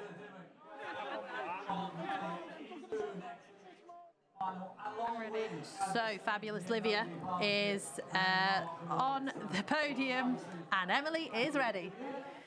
Thank you, Danny. Yeah, Fabulous Livia, a very, very impressive winner. Joined here by Arlene, and in the pouring rain, she got off the front, but a great time considering the weather. It is.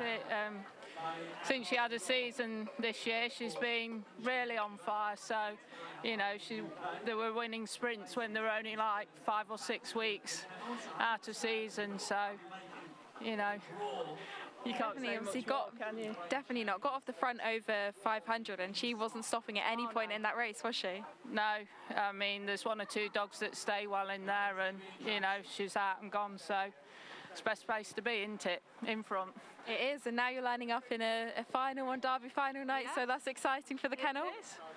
It is very exciting. So, you know, we can't thank Dave and Nicola enough. We've got a lot of dogs for them, graded, and we've got her as well. So, you know. Definitely nice for them to have a runner on finals night too. Thank you very much, and best of luck next week. Thank you. Thank you. Very good. Bet Clever. Bet Goodwin. Proud sponsors of Gone to the Dogs. Right,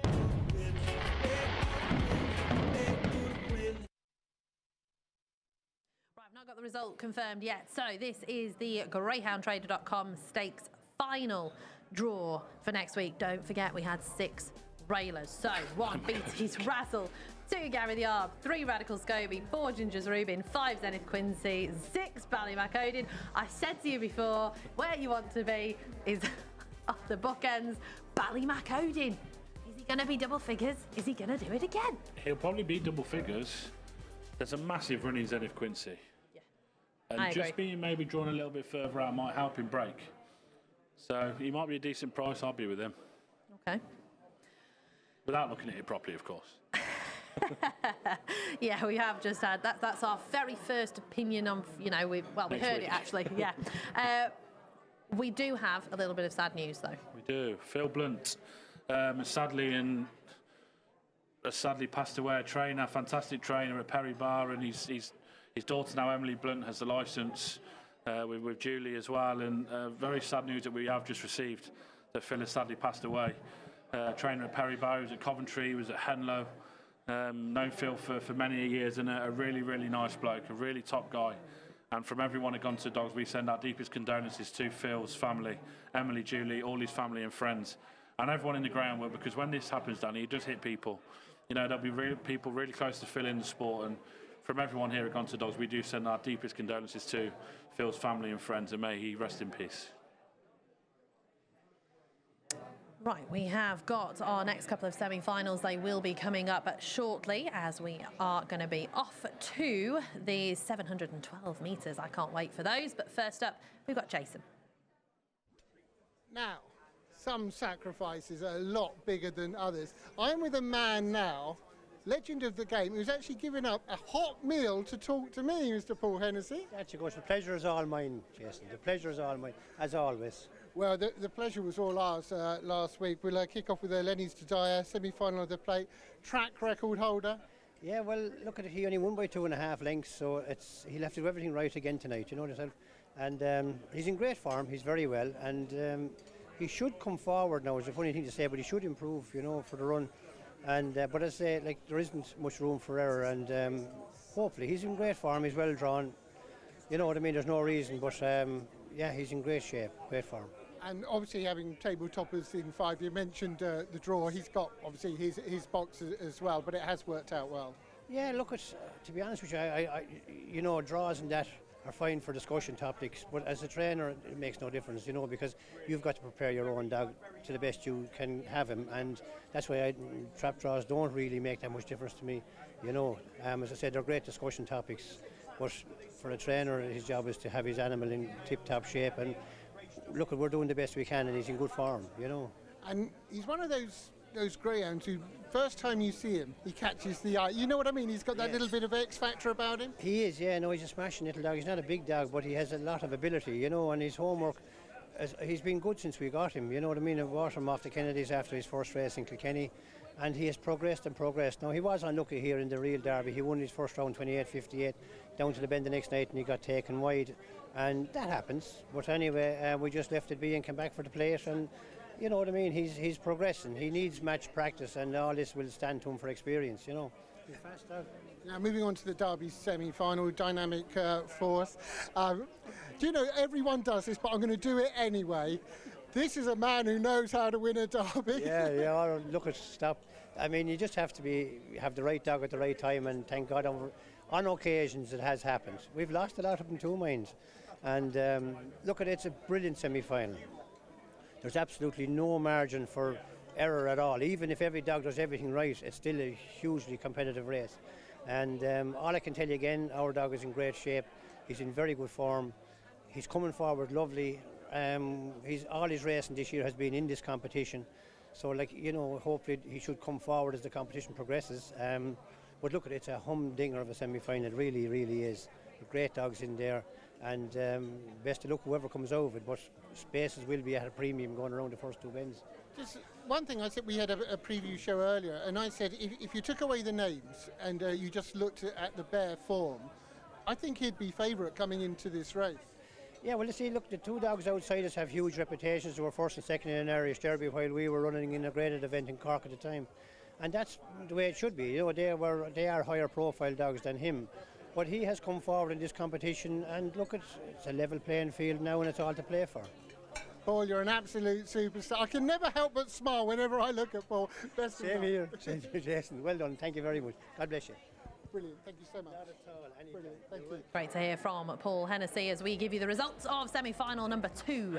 Trap 3, Fabulous Livia. The Nap for Joe has won in a time of 29.06 at 15-8. 6, Spirit and Zealous 12-1 in second, and 4, Fabulous Sonique qualifies in third. Star Sport splits second. Get 50% of your stake back as a free bet if your Greyhound finishes second in any Star Sports Greyhound Derby heat. Download the app, visit starsports.bet or call the number on screen. And don't forget, gamble aware and 18+. Right, where are we up to? Just less than 10 minutes away from our next, which is seen over the 712 metres. We are, of course, going for the Bet Goodwin Derby Challenge Trophy semi-final number 1. And I have to say, my thanks to Bet Goodwin, 1, for bringing us the show, and 2, for getting stuck into the sponsorship of racing again. And providing a brilliant 6-bend competition. Yeah. Some of the very best, some stepping up. For the first time in a while, Vega, who was so impressive last week. There weren't too much, Danny, between the 4 heat winners last week. They were all really impressive in their own way. Yeah. Savannah Jackpot coming from behind to do it, what he done. Savannah Regimental doing what he done. And 2 of them here, Bombay Nutty, Vega, kennel mates. They're both going to want to pop out and get off the front. So this is where it could suit the likes of All Right Patricia, Deadly Disco on the outside, to come from behind in a race where not everything's going to be able to lead. Yeah. But a mileage well drawn on the inside as well. So this was Vega, and we knew, Danny, she was capable of this. What a bitch. What a bitch she is. How she qualified in second place behind Churchfield Sid.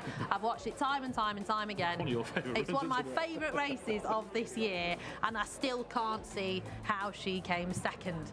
But she is superb. Look at her run. She loves the track. She stays all day. She's great. She's shown why here. Yeah. She's stepped up to this trip and done 43.61. First time over it.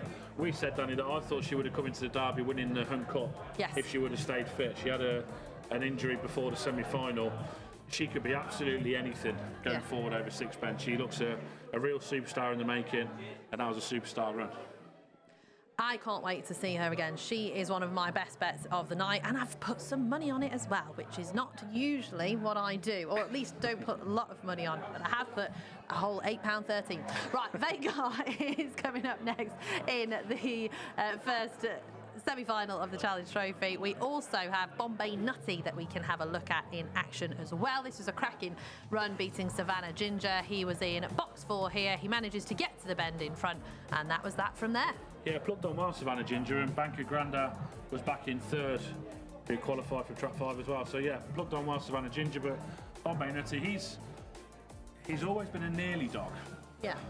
He's got so much pace, Bombay Nutty. He's got all the pace in the world. He managed to show it here. The long run to the bend helps this dog over sixpence. Them shorter runs to the bend, they can catch dogs out, because the dogs need to be off the front or close to the pace. If they miss a break over them, you're in big trouble. This allows you still to maybe just miss a break slightly, and if you've got the pace to go to the front, they show it. From there, he's a different dog. Absolutely different dog when he leaves. 43.59, only 2 spots quicker than Vega. So, you know, quarter of a little head between them in terms of the time.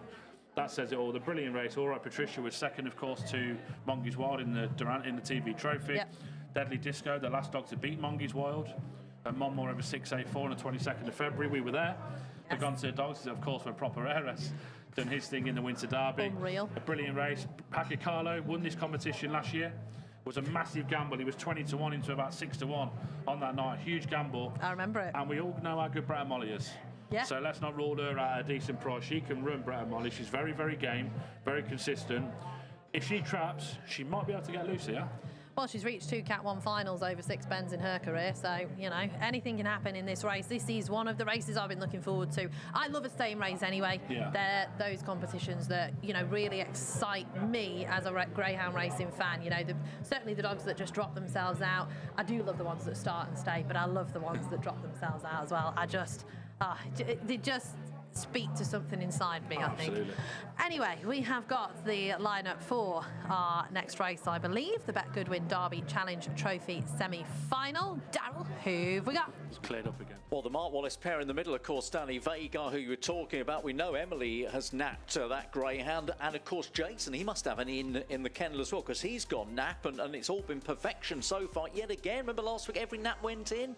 Couldn't happen again, could it? Could it? Brett and Molly 9-2, 3 wins from 10 over the track and trip for Pat Janssen. He looks for a treble, Patrick, this evening. Hacker Carlo, I'd almost forgotten then until Joe reminded us that I backed him last year in this competition. 28-1 to win this seat. 6-5 Vega, 15-8 Bombay Nutty. We've just seen the qualification races, absolutely nothing between them. All right, Patricia at 14s, and I wonder if Deadly Disco offers a bit of value on the outside for Richard Rees at 5-1. One thing to note, by the way, 7 races down, every trap has won at least once.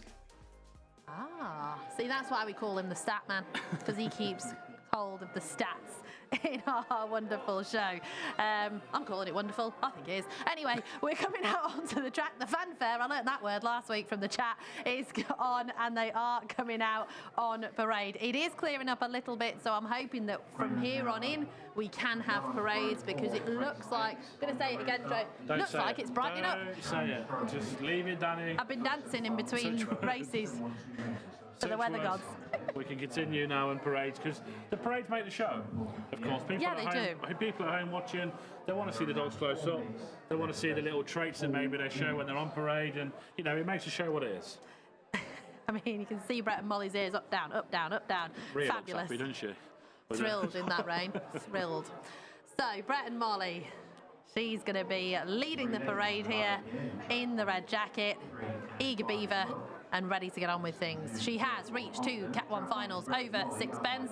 She'll be handy, and if she does turn handy, she'll be pouncing late, and she's a threat always in these kind of races, especially if she gets out. Trap 2 is Hacker Carlo, 3-time Cat 1 finalist over staying trips, most recently in the Golden Jacket. Did finish last, but still got there behind Mongee's Wild and won this race last year. Trap 3 is Vagar, very exciting bitch. Went lame in the middle of the Hunt Cup. We'll never know how she finished there, but she was second behind Sid in that race. I just cannot get over. She's a very exciting, strong running type. Trap 4, Bombay Nutty, Golden Jacket second, reached 2 Cat 1 semis prior to that, starts and crucially stays every yard of this 7-12. We've got Trap 5, All Right Patricia, Golden Jacket third, TV Trophy and Hunt Cup runner-up 2025. So she is running out of her skin at the moment, All Right Patricia. And Trap 6, Deadly Disco, showed loads of speed in Ireland. A fair few people that we know that are friends of the show. Barry Call, he backed him for the Irish Derby last year because he showed so much speed in trials. So don't underestimate him. Also, hello to everyone at Shelbourne Park because I believe we are on screens around the stadium there. If they can hear us, hello. Yes, Thank you. good evening everyone at Shelbourne Park, the mecca of ground racing, Danny, as people say. So a brilliant ground track, and good evening everyone at Shelbourne Park, and good evening to everybody watching at home as well. Your support is so key to us, so many thanks. Keep watching, keep enjoying what we're trying to give you. If you can't enjoy this isn't for you, this sport, because this is just the creme de la creme. Even though it is absolutely throwing it down, we are loving life. Not in people's houses, it's No, I mean, people Unless you're outside. You know, we've got kids outside living the rain, because kids do for some reason. We've got plenty of people that are braving the elements to have come here to Toaster tonight for the show, the Greyhounds, and of course, the entertainment afterwards. The Zoots are playing this evening. The Zoots, yeah, so good luck to them. Hopefully we get a decent crowd in for them. But let's get back to this race. Fat Cats tonight. Oh, it's the Fat Cats. Sorry, it was the Zoots last week. Good luck to the Fat Cats. I'm a week behind. And yeah, this race is a really, really good race, as we were saying earlier. There's money for Vagar into even money now. Brett and Molly 9-2, 28-1. Hakikalo, even money. Vagar 9-4. Bombay Nutty 25-1. All Right Patricia. Ooh. And 6-1 is Deadly Disco. I've napped All Right Patricia in the GWA tipping challenge, but I do think Vagar will lead a make all. So why have you napped All Right Patricia then? They'll need the points to try and win. Fair play. Right, they're about to enter the starting trap, so Darryl, call them home. Yeah, it's really interesting, isn't it, the way the market has gone down. It was 11-8 and 7-4 when the show came in. It's evens Vagar, 9-4 Bombay Nutty. Is that all we need to know, I wonder? 9-2 Brett and Molly down on the inside. 6-1 is Deadly Disco. Perhaps a shade overpriced, and then 25 is about All Right Patricia. Hacker Carlo at 28. The runners are about to go in. 3 places up for qualification in the Bet Goodwin Derby Challenge Trophy first semi-final. And what are we now? Just over an hour away, of course, from the first of the Derby semi-finals. Here we go, set for the 8th race on the night then. The flag has been waved.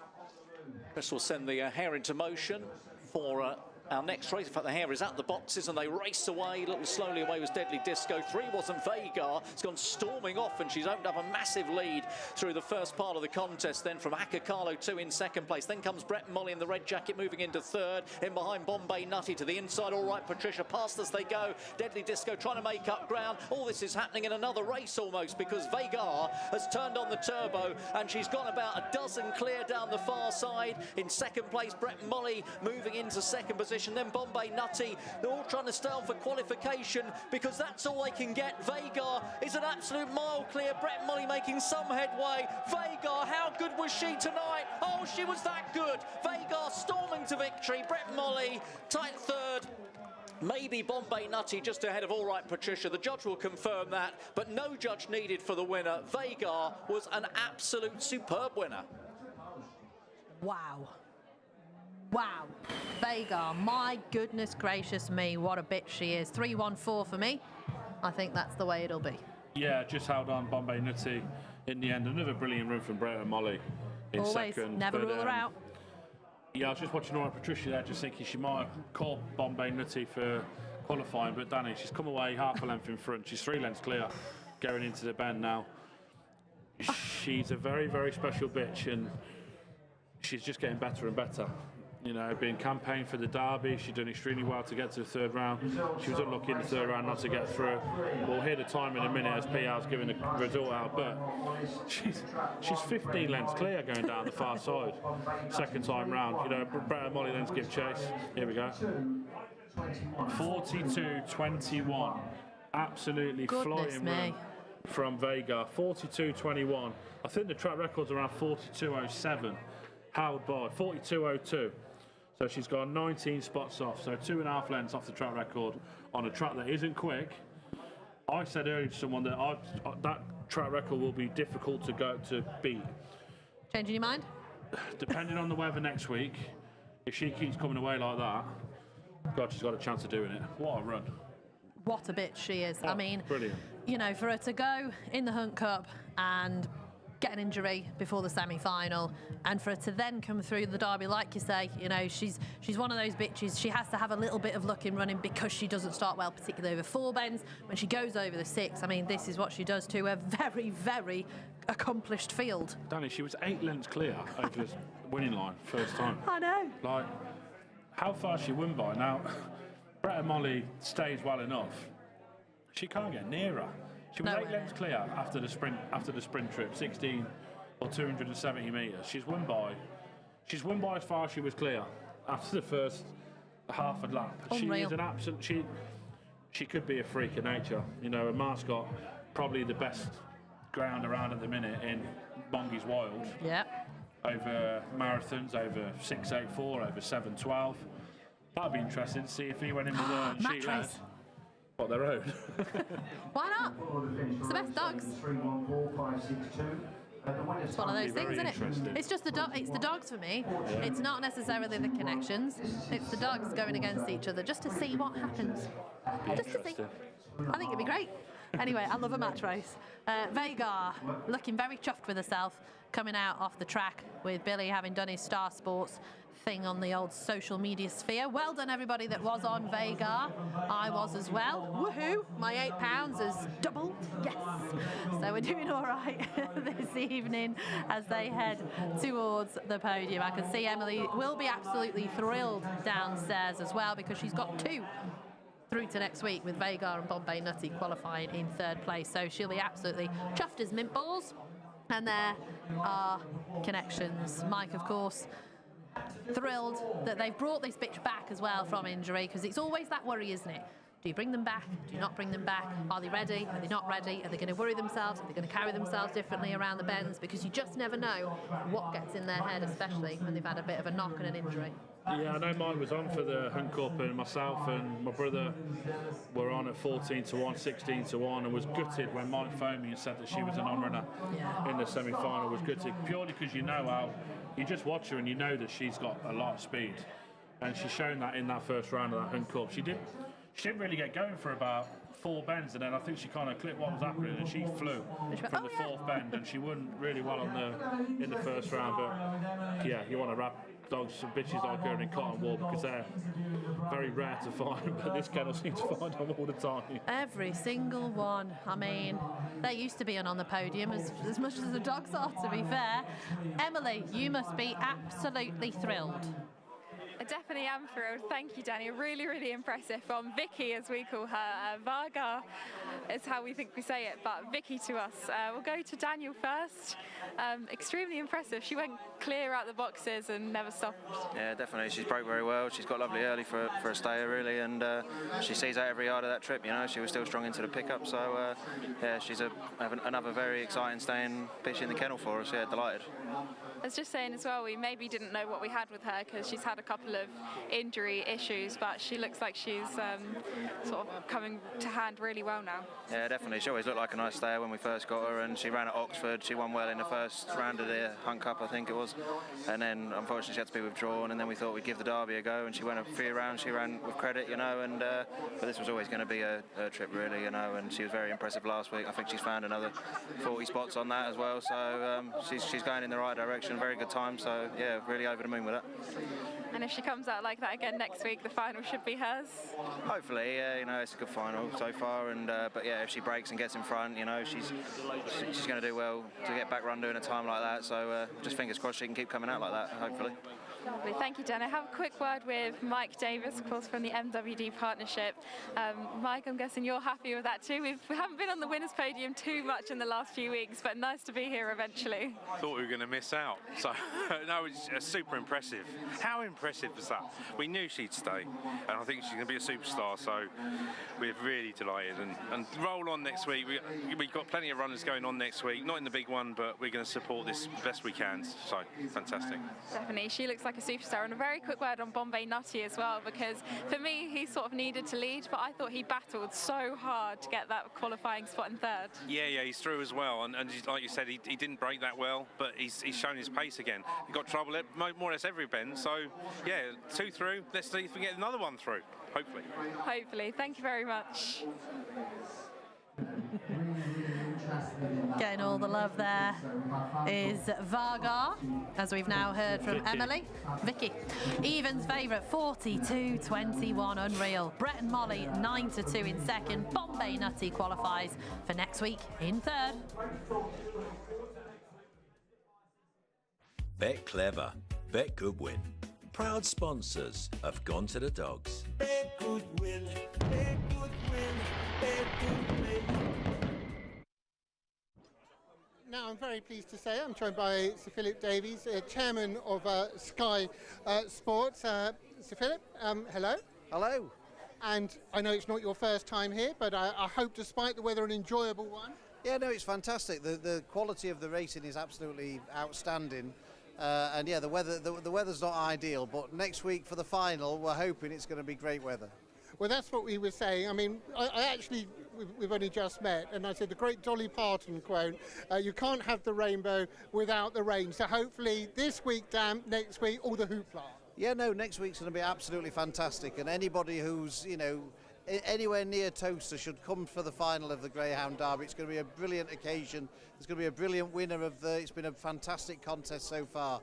There's going to be lots going on for everybody, kids, the whole lot. So if anyone's anywhere near Toaster next week, they must come to the final. And Star Sports have been such brilliant sponsors and supporters of Greyhound racing in general. I'm obviously P-Law as well, and you're a regular visitor there. Yeah, no, absolutely. I've been to P-Law, which is fantastic. But look, Ben Keith, who owns Star Sports, his massive passion in life is Greyhound racing. It's his great passion. He's the proudest person in the world to be sponsoring the Greyhound Derby. We all love Greyhound racing at Star Sports. We think there's a fantastic future for the sport as well. And, you know, we're just proud to be associated with such a prestigious competition. Well, all we can do as an industry, not that I'm really in a position to do that, but I'll take on that mantle anyway, and it's just thank you for your support and obviously your continued support as well. No, it's a pleasure. Thank you very much. Thank you. Cheers. Brilliant. That's very kind. Showtime guarantee from Star Sports. We guarantee to lay any dog to win £5 on the show in any Star Sports Greyhound Derby heat. Just download the app, visit starsports.bet or call the number on the bottom of your screen. Don't forget, gamble aware and 18+. Now, Bjorn again. We love ABBA here on Gone to the Dogs Live. We can't have ABBA themselves, so we've got the best tribute act in the world. Bjorn again, the internationally acclaimed band performing ABBA's hits next week at around about 3:45. So, why 3:45, you ask? Well, you are, or we, could be here from 10 a.m. in the morning next Saturday, because that's when doors open. £45 for adults, £10 for kids. We've got loads going on here at Toaster. We'll have some dodgems, we've got a climbing wall, you've got face painting, we've got so many food stalls that you could probably eat pretty much every cuisine you fancy. So make sure you come next week. £45. You can get your tickets via the Toaster Racecourse website right now. And it's going to be a belter. And so many different acts as well. Yeah. And also, you get the racing. Forgot about that. And the Greyhound Derby final. So, Danny, over to you. Do it again. So you get all of the entertainment. No, you get the dogs as well. They start at 5:44. We'll have all of the finals that we're setting up this evening on next week's card. We've got all the invitationals as well. And, of course, the big one. 6 dogs battling for that £175,000 grand prize and a place in history. It just doesn't get better than that right here at Toaster next Saturday, Joe. The biggest thing to happen in Northamptonshire for a long, long time. The Ground Derby's always been fantastic. The last few years here has been a brilliant night, a brilliant spectacle on final night. You know, this year trying to go bigger and better. Yeah. I can't wait for it. But we've got a small matter of getting semi-finals out of the way first, and also 3 more races beforehand that are crackers. I can't believe we've only got 3 more races before the semis. I mean, I can't believe we're at the semi-final stage, quite honestly. But thanks to everyone who has tuned in to Gone to the Dogs Live. If you just heard Hobbsy's entered the building again, he's just been outside and he's using his outside voice inside at the moment. Right, we're going to go back to Daryl. I was just thinking, Danny, the pressure is on here because so far 3 naps have gone in, and you'll feel the pressure, Danny, soon. So will Ashley, because our naps are still to run. Mine goes here, Savannah Jackpot, and oh goodness me, it's all been about front runners tonight, hasn't it? Mainly, Savannah Jackpot's going to have to do this the hard way. However, I will take from this that he is the track record holder. He is the dog who has done the 42.02 and has gone quicker than Vagar so far. Anyway, trap 1 for Savannah Jackpot made up such a lot of ground last week on the 2nd circuit. Nice draw with Amazing Zeus to the outside. I think he will just step a little right. Bank of Granda running out of trap 3. Might be the speed here coming into form after season for Matty Richards. I spent ages talking to his mum Wendy earlier. Savannah Regimental for Diane Henry, of course, has 3 in the race in trap 4. Not a lot in it on the performances between Jackpot and Regimental in the qualifying. New in Cloud in 5 for Mark Wallace, looking for another qualifier Golden Jacket finalist, and Savannah Ginger gives Diane Henry a 3rd runner on the outside. One of the outsiders here at 14-1. So come on, Savannah Jackpot. I can't let everybody down. It's all right if you don't, Daryl, I will, so it's fine. No, I'm hoping, obviously, that I don't, because I really want Dynamic Force to win. Spoken to Connections earlier on, and they were saying, I'm really happy that you were so positive about him. Right, here we've got Savannah Jackpot winning last week, beating New in Cloud. Yeah, we've done it the hard way, Danny. You see there in trap 1, didn't come away at all and was last coming round the 2nd bend. New in Cloud went clear, but just crucially going into this 3rd bend, gets the run into the 3rd bend there, manages to get past 2 and 4, and from there, gave chase to New in Cloud. Very impressive to clock 42.59 when you haven't come away like as well as he can. I know he's maybe changed his style a little bit, this dog, when he's in with the better dogs. He's now giving them a start. And just the writing's on the wall here. It's a big stretch for New in Cloud to go up to 7.12. I know he ran in the Golden Jacket final behind Monge's Wild at Monmore, but big step up, 7.12. It's a big, big galloper. You've got to stay. And he's stayed well enough. He's just been beat by a very good Greyhound, who, as Daryl said, has the track record, 42.02. Indeed, he does. So, can he go close to it again this evening? Possibly not, just because of the way the track is running at the moment, but we've seen Vagar go pretty close, so you never know. You don't. No, we don't know how the track's running from here. Look, we're a far way away, but we're hearing the times of Romeo Steele, 28.81. Really good run. Fabulous Livia, 29.02, was it? 29.07? So a good run for her, a personal best for her. So it's not quick. The track's definitely not quick. No. It might be normal to 10-20 slow. Obviously, the further up in trip you go, it's going to get slower. But Savannah Regimental led last week. He led into 42.47. We're going to see that now. He was unreal. Oh, a brilliant performance. And they all found themselves, Savannah Regimental, Jackpot, Vagar, Bombay Nutty, all in winnable races. Yeah. All of a sudden now, you've got Jackpot and Regimental in together with New in Cloud. You've had Vagar there in with, and well, it doesn't matter what she's in with, Bombay Nutty, Brett and Molly, a demolition job.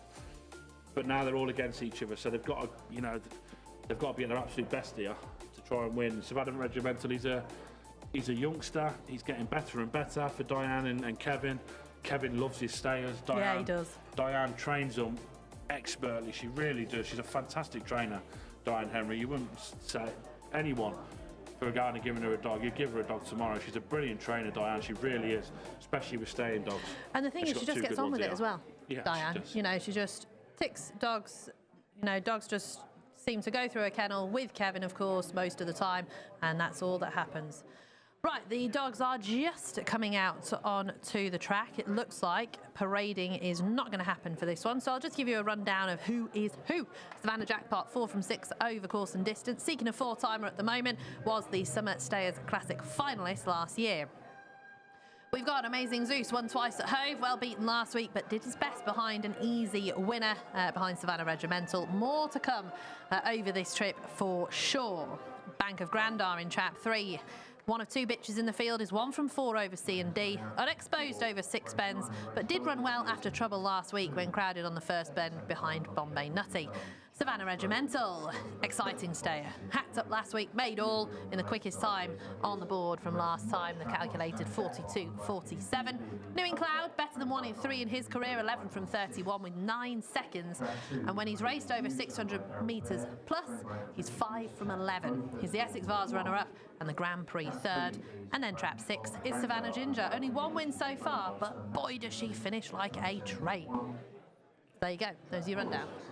She does. She might be the one, Savannah Ginger. Kevin loves to have a runner in the Durando on final night. Now, if one of these don't qualify, Savannah Jackpot, Regimental, Ginger, I imagine you'll see them in the Durando next week, taking on, of course, Mongeys Wild, which is going to be extremely difficult to beat. A couple of people have said, because people have been referring to Mongeys Wild and saying Mongeys. So, who is Mongeys Wild? For those people that don't know who he is and that have just asked on the channel, who is he? Mongeys Wild is arguably the fastest greyhound over 6 bends and 8 bends. He's won the TV trophy in track record style. He won the golden jacket at Monmore, the new trip this year, and a new track in track record style, 684. He isn't one of these that blasts out and makes all. He's a dog who stays and stays and stays. He won the TV trophy, Danny, when he missed the break. Yeah. His first ever 2 runs over the marathon trip. He won his semi-final in brilliant style. He then won the final where he had to come from behind to show his pace, and then once he led, it was okay. How far has he won? He broke the track record.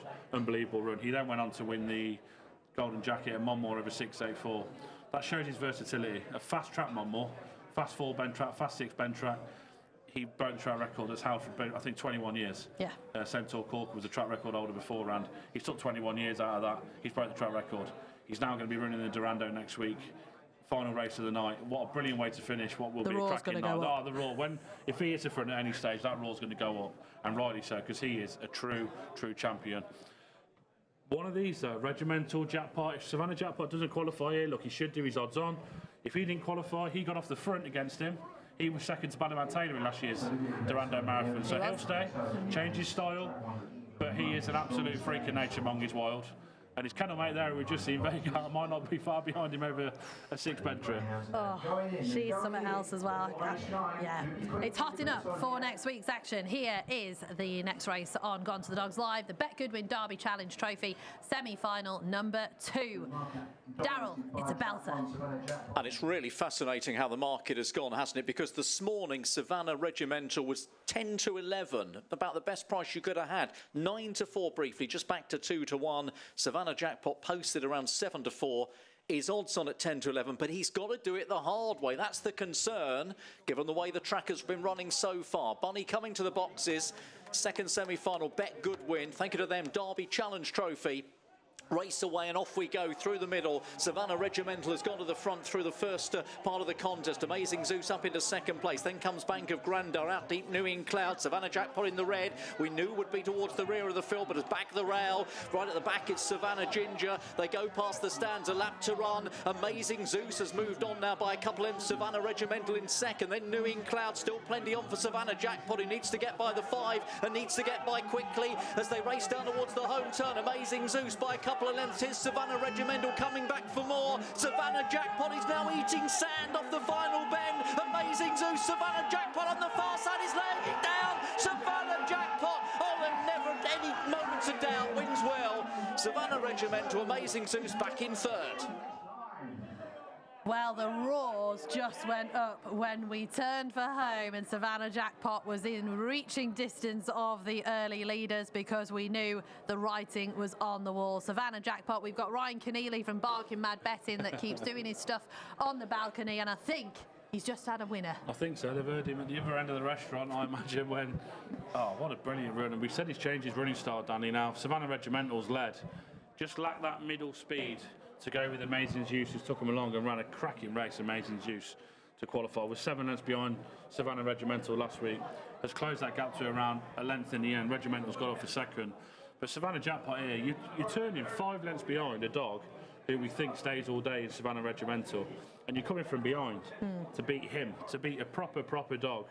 What a cracking run, and I'm gutted in a way that we're not going to see that in the Durando next week with Savannah Jackpot, but the roar went up, Danny. He started to close the gap down to the fifth bend, and this place erupted. Not just Ryan, the whole place erupted. We heard it from here, and a cracking run for Savannah Jackpot.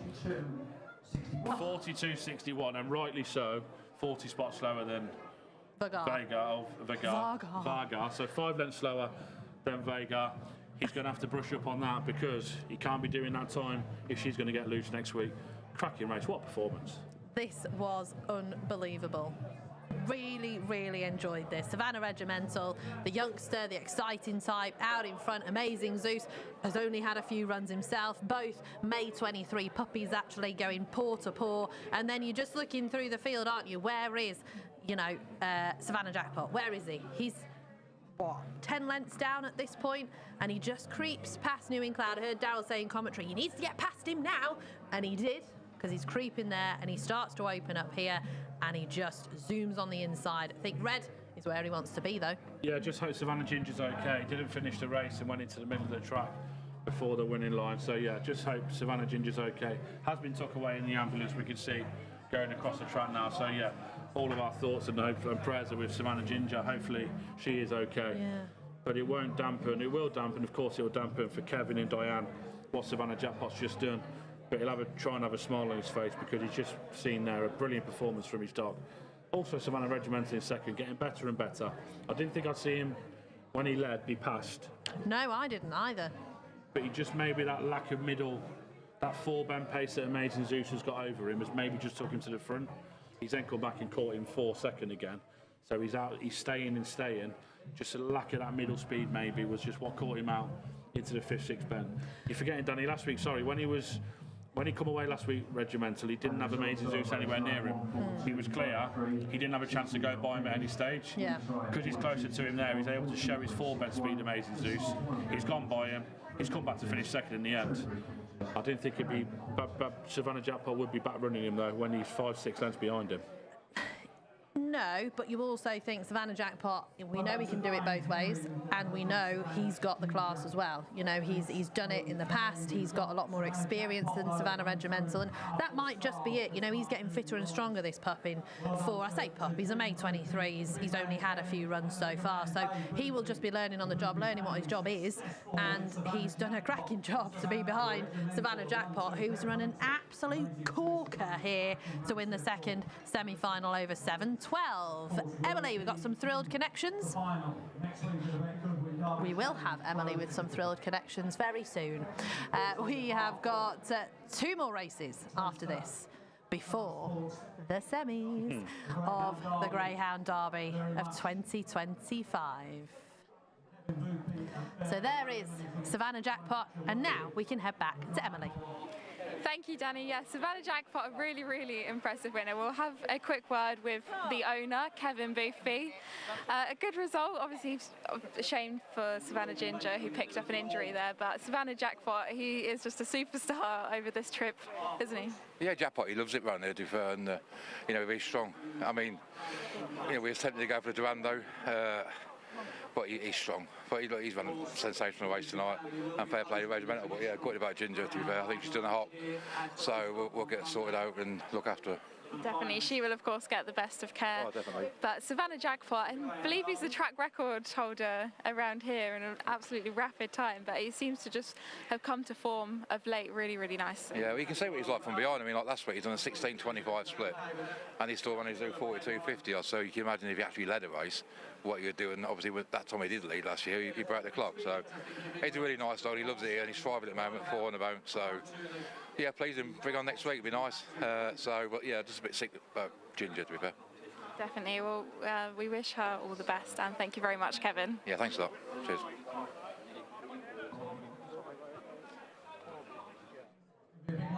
Here is the result. Savannah Jackpot 42.61, evens favourite, grinds out the win to beat Savannah Regimental 15-8. 2 Amazing Zeus was back in third at 14-1.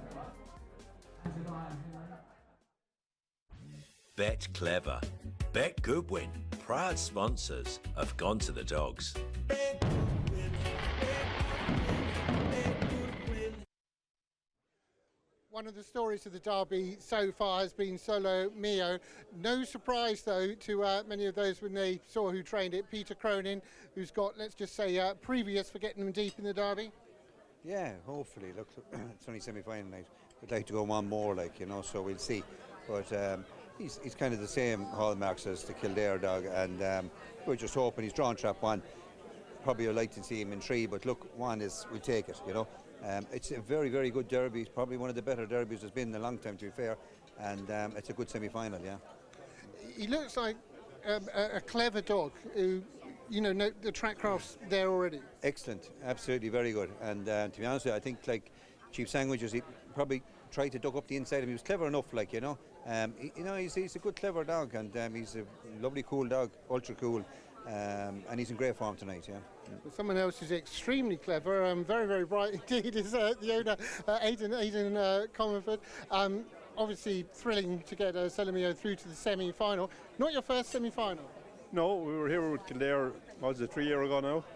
And hoping to get through, but sure, we'd be happy to get through, but when we get to the final, we'll be looking to win. If we get there, of course. And you've got a great Greyhound heritage, haven't you? Ah, yeah. So we're in Greyhounds all our lives, and my father before me was in it, and my brothers are in it, and cousins in it. We're steeped in Greyhounds. Yeah. Well, I wish you the best of luck. And talking about actually great Greyhound heritage, I've got to come to Michael here. Michael, I remember seeing you first a few years ago, and you were down there. You were a great champion, something they have in Ireland and don't have over here. For was it under 16s being able to parade the dogs? Yeah, we used to be able to parade the dogs in Ireland at any age. You could be that height and you could parade a dog in a derby. I remember my first derby parading dog. It was Switten's Bray, and we still have him at home on the couch. It was his 3rd season. But it was great memories like we had back then.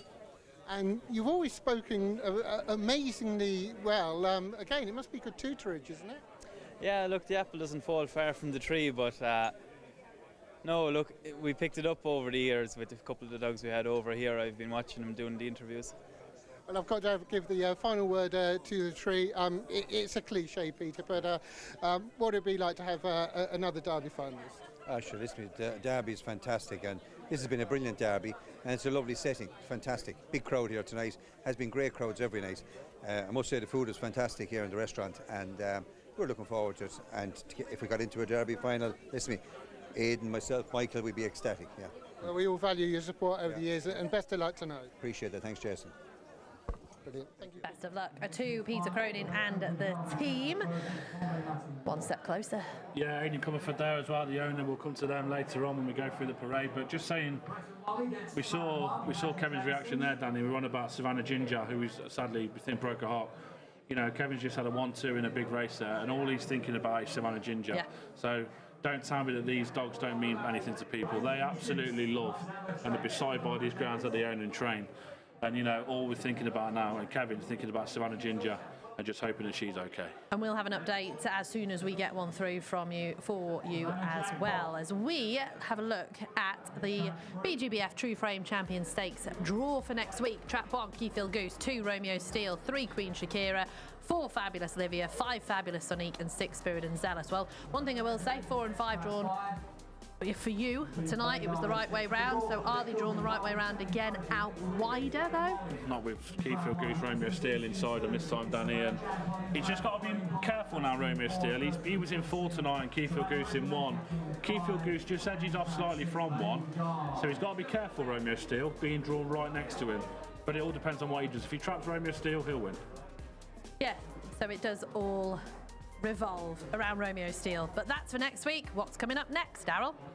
Well, up next, Danny, is the first semi-final, the Priced Up Bets Derby Plate, Priced Up Bet Derby Plate. Of course, with the track record holder, the new track record holder, Lenny's Desire in 6 for that great man, Paul Hennessy and Lee Craze at 4 to 5. From the top, though, Righty in trap 1 for John Mullins. Big price, 3rd round of the Derby this year for Righty. Kilmore Dancer in 2 represents Mark Wallace, 11 to 2. Hopes Oompa Loompa, not a lot of racing this year, but was a good winner, of course, of the first round last week. That's 4 from 9 now at this track for Esther Drivers. Runner Romeo Tomcat runs out of trap 4. 3rd favourite in the anti-post market for Pat Janssens. Table Toppers has got a tricky draw Out in five, the blue ribboned winner for Mark Wallace at 8-1, which means Lenny's Desire's got a nice plot on the outside. I wonder how quick he'll go this week. He's 4-5, the track record holder. Well, we're going to have a look at that track record winning performance last week. He absolutely scorched into the bend here, Joe. It's just bottling that braid, Danny, that we don't get out of Lenny's Desire all the time, unfortunately. So again, speaking to Kevin Hennessy yesterday on the Twitter space, and he was saying that he's not surprised that this dog broke the track record. He's an absolute freak of nature that they've got in training there, Paul Hennessy, and he's 4-5, 8-11. Now that looks a massive price, but what we're seeing is a lot of railers winning and qualifying at the minute. So 4-5, 8-11. There was plenty of people on Twitter yesterday when the prices come up, plough into that 4-5. Unbelievable draw. Tabletop is in 5, is going to be going left. Yep. He's got a great draw. Romeo Tomcat really did put it down to him. But we saw last week, Danny, he moved off rapidly out of 3 towards lane 5. He's probably still the wrong side of tabletoppers. If they were drawn the other way around, Romeo Tomcat wouldn't be too badly drawn, and neither would tabletoppers. But it's all about Lenny's Desire. Look, if he traps like he did, he's got a brilliant make-up, he'll win, as long as the track's running okay. Yeah, so that's what we've been waiting for, a proper speedster from Trap 6 to really show us what the track is running like, haven't we? So we're about to see it. Well, I say about to. We've got, a minute. 8:39. That's the next race, isn't it? Yeah, 8:39. We've not got dogs yet, though. So I think the last race was 4 minutes late off. You know what? I hadn't even clocked that. I didn't have a clue that it was late off. Right, Hopes and Palumpa we're going to have a look at next. Righty finished in 3rd. Righty, just so consistent. Yeah, brilliant greyhound. He really, really is a brilliant greyhound. And yeah, Suleika Sennen took him along, and once he turned here, Hopes and Palumpa and led Ballymat Blanco, the writing was on the wall. He's staying stronger, Suleika Sennen, but he's still a big stretch for in this 500 metres here, and Hopes and Palumpa gave chase. The roars went up in the crowd when he got off the last bend. He was closing the gap. He managed to get there in the end by 3 parts of a length. Righty staying on as he does. John Mullins only running tonight, Righty. He'll be hoping to make another final with him. He's been a brilliant ground, a model of consistency for John and the guys. But yeah, this is a lot tougher now for the likes of Hopes and Palumpa. So it's all about Lenny's Desire. He should win. As our production falls apart. Someone has just... So if you were watching the draws of the Star Sports Ground Derby, you'll have seen the boards that Billy Brennan was really trying to stick things to. And they are all around us to try and kind of block a little bit of the sound from the restaurant. Someone's just backed their chair into it. It's fallen over into a camera tripod. Slightly knocked our camera, but we're okay. And no one was hurt in the process. So we're all good here on Gone to the Dogs Live. Right, I'm going to run through us all. Righty Trap 1 gave them a lead again last week, as he normally does, but you can never write him off because he stays all day. Trap 2, Gilmore Dancer, 4th in the Blue Ribbon final. Hadn't been seen since the first round, but finished well for 2nd last week when he finished like a train behind Scooby the Boss. Trap 3, Hopes and Palumpa absolutely loves it here. He's 4 from 9.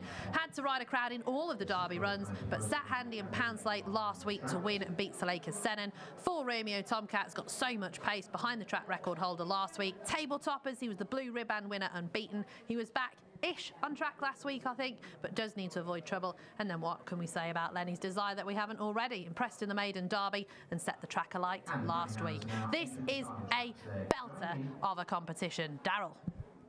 Oh, isn't it just? I'm just looking at the form line where Lenny's Desire beat Vagar by 9.5. What was that? The second round of the Derby, or first round of the Derby, wasn't it? Back on the 10th of May. Lots happened since then. 4-6, the Jolly on the outside. 7-2 is Romeo Tomcat for Patrick Janssens. Bigger prices, the rest. There are some big prices out there. If you're looking for a surprise, here's the priced up .bet Derby plate. First semi-final. The bunny is within metres of the starting boxes. Here we go. Race 10.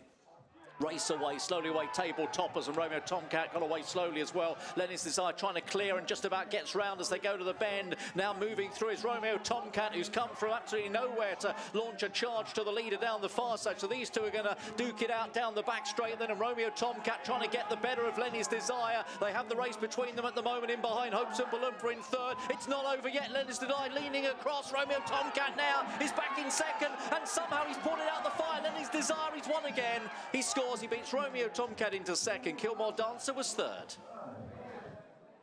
Oh, Well, we're going to have to watch that a couple of times. 6-4-2. Lenny's Desire has come out on top of Romeo Tomcat and Kilmore Dancer, but not quite as easily as we thought. We both have been turning around, watching the start, and I've just come back to the TV just to make sure that, well, I'm just getting a slightly different view. And I said to you, game over. Not quite.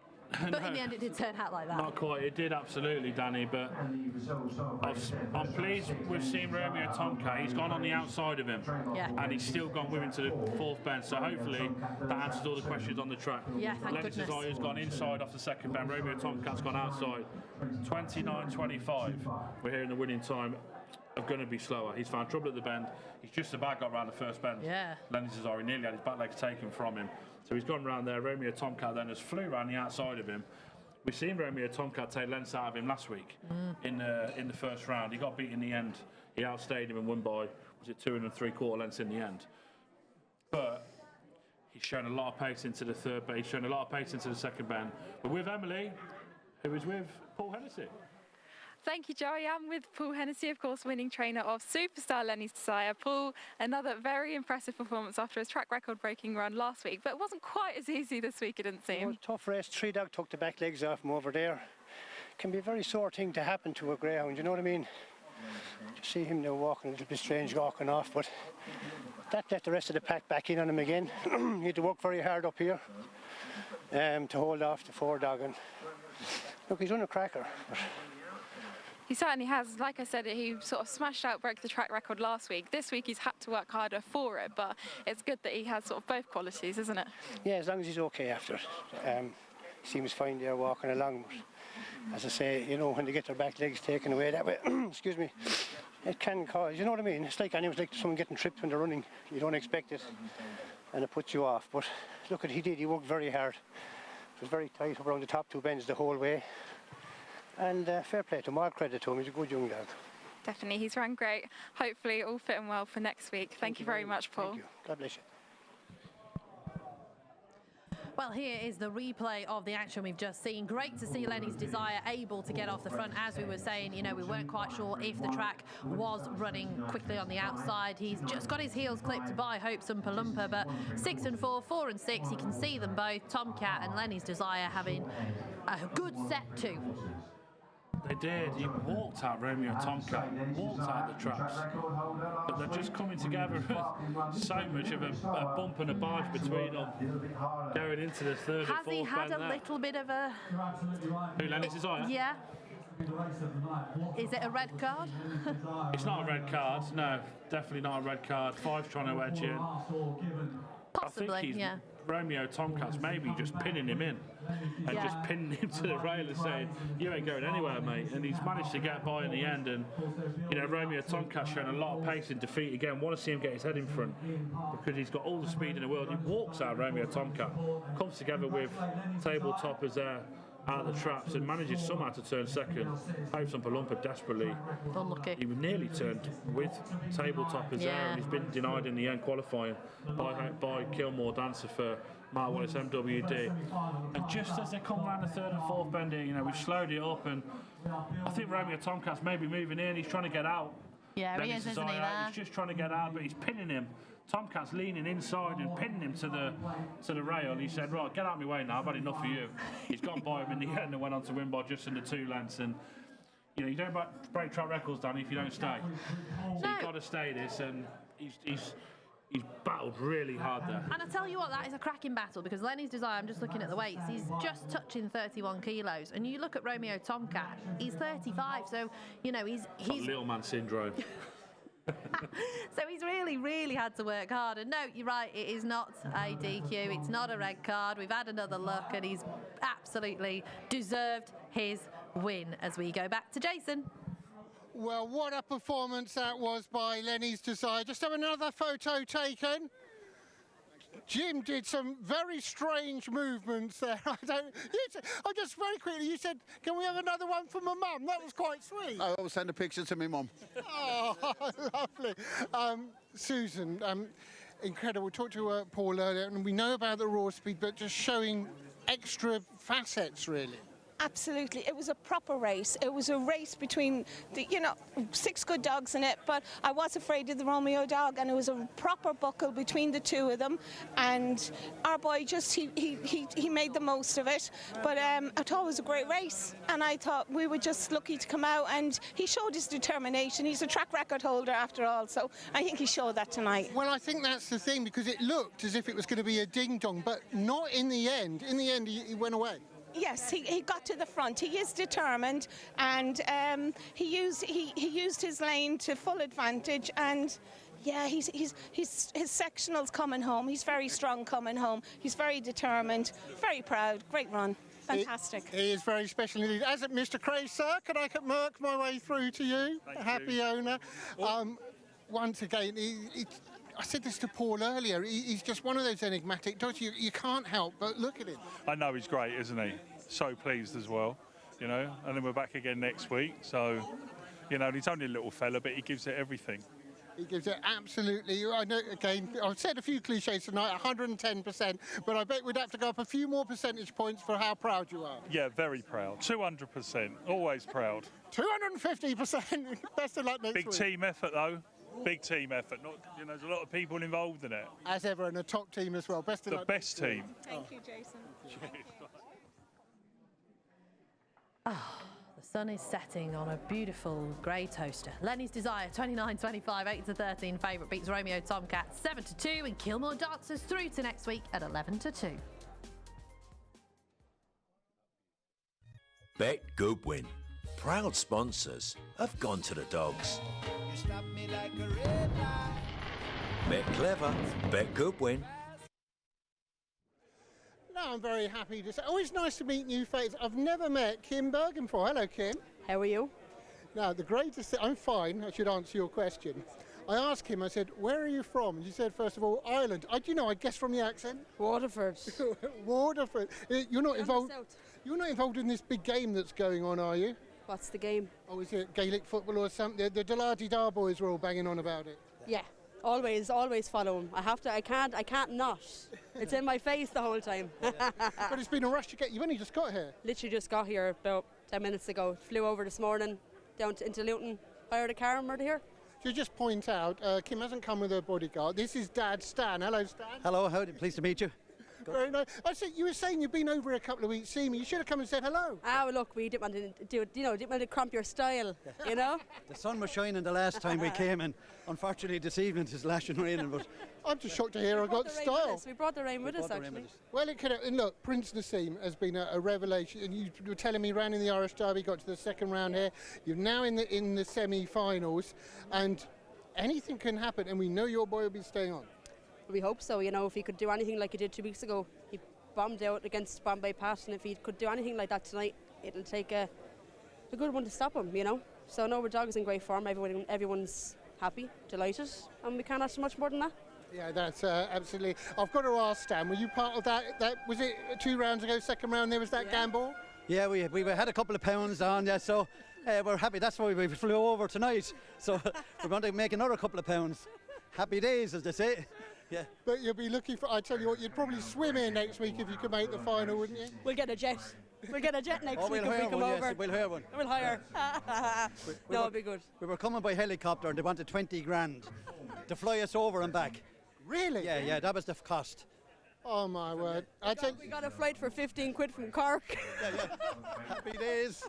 I tell you what, everybody in Greyhound racing is a superstar, but I've made 2 new friends here and I couldn't be happier if you got to the final. Best of luck to you, Kim. Thank you so much. Appreciate it. And to you, Stan. Thanks a lot. Nice talking to you. Cheers. Download the app for Star Sports. Search Star Sports in the App Store or Star Sports Bet on Google Play. All the sports, all the action, all the odds. Make sure you are gambling aware and 18 plus. Right, we have got the next semi-final of the Derby Plate just around the corner, and I know that I've sparked a little bit of a debate on the old chat on Danny YouTube. has become the most hated woman. I have. In Greyhound racing. Terrible. I wasn't saying it was a red card, it was just an ask of Joe because we'd only seen it once. We'd seen it once and it definitely looked worse when you're watching it very quick than when we slowed it down. How dare you? I know. Right, this is the Bet Goodwin Derby Challenge Trophy final next week. Trap 1, Brett and Molly. 2, Amazing Zeus. 3, Savannah Jackpot. 4, Bombay Nutty. 5, Savannah Regimental. And 6 is Vega Vicky. Sticking with Vega, we'll call her Vicky, Yeah. what Emily told us. And yeah, look, she's got the pace to clear Savannah Regimental, Bombay Nutty if she comes away. And if she comes away and leads, it'll take a very, very good one to catch her. Savannah Jackpot away from Trap 1 could be a bit of an issue, getting that run that he needs. You've got to be with her, haven't you? You've got to be with Vega. And I'm glad you've done that, Danny, because we want people getting involved. We've opened the comments up. Yeah. As long as people aren't idiots on there, you know, stay respectful. They can have their opinion. Yeah. If they want to disagree, absolutely. Fair enough, no problem at all. And look, it's opened a bit of a debate, so good. People are lively, people are watching. That's what we want. That is But you what are wrong. we... No, I know I'm wrong, and I said I was wrong. You know, I will joking. always put my hands up and say I'm wrong, though, because I'm not always right. I just think, you know, what is it? I'm not always right, but always certain. Anyway, let's go to Daryl.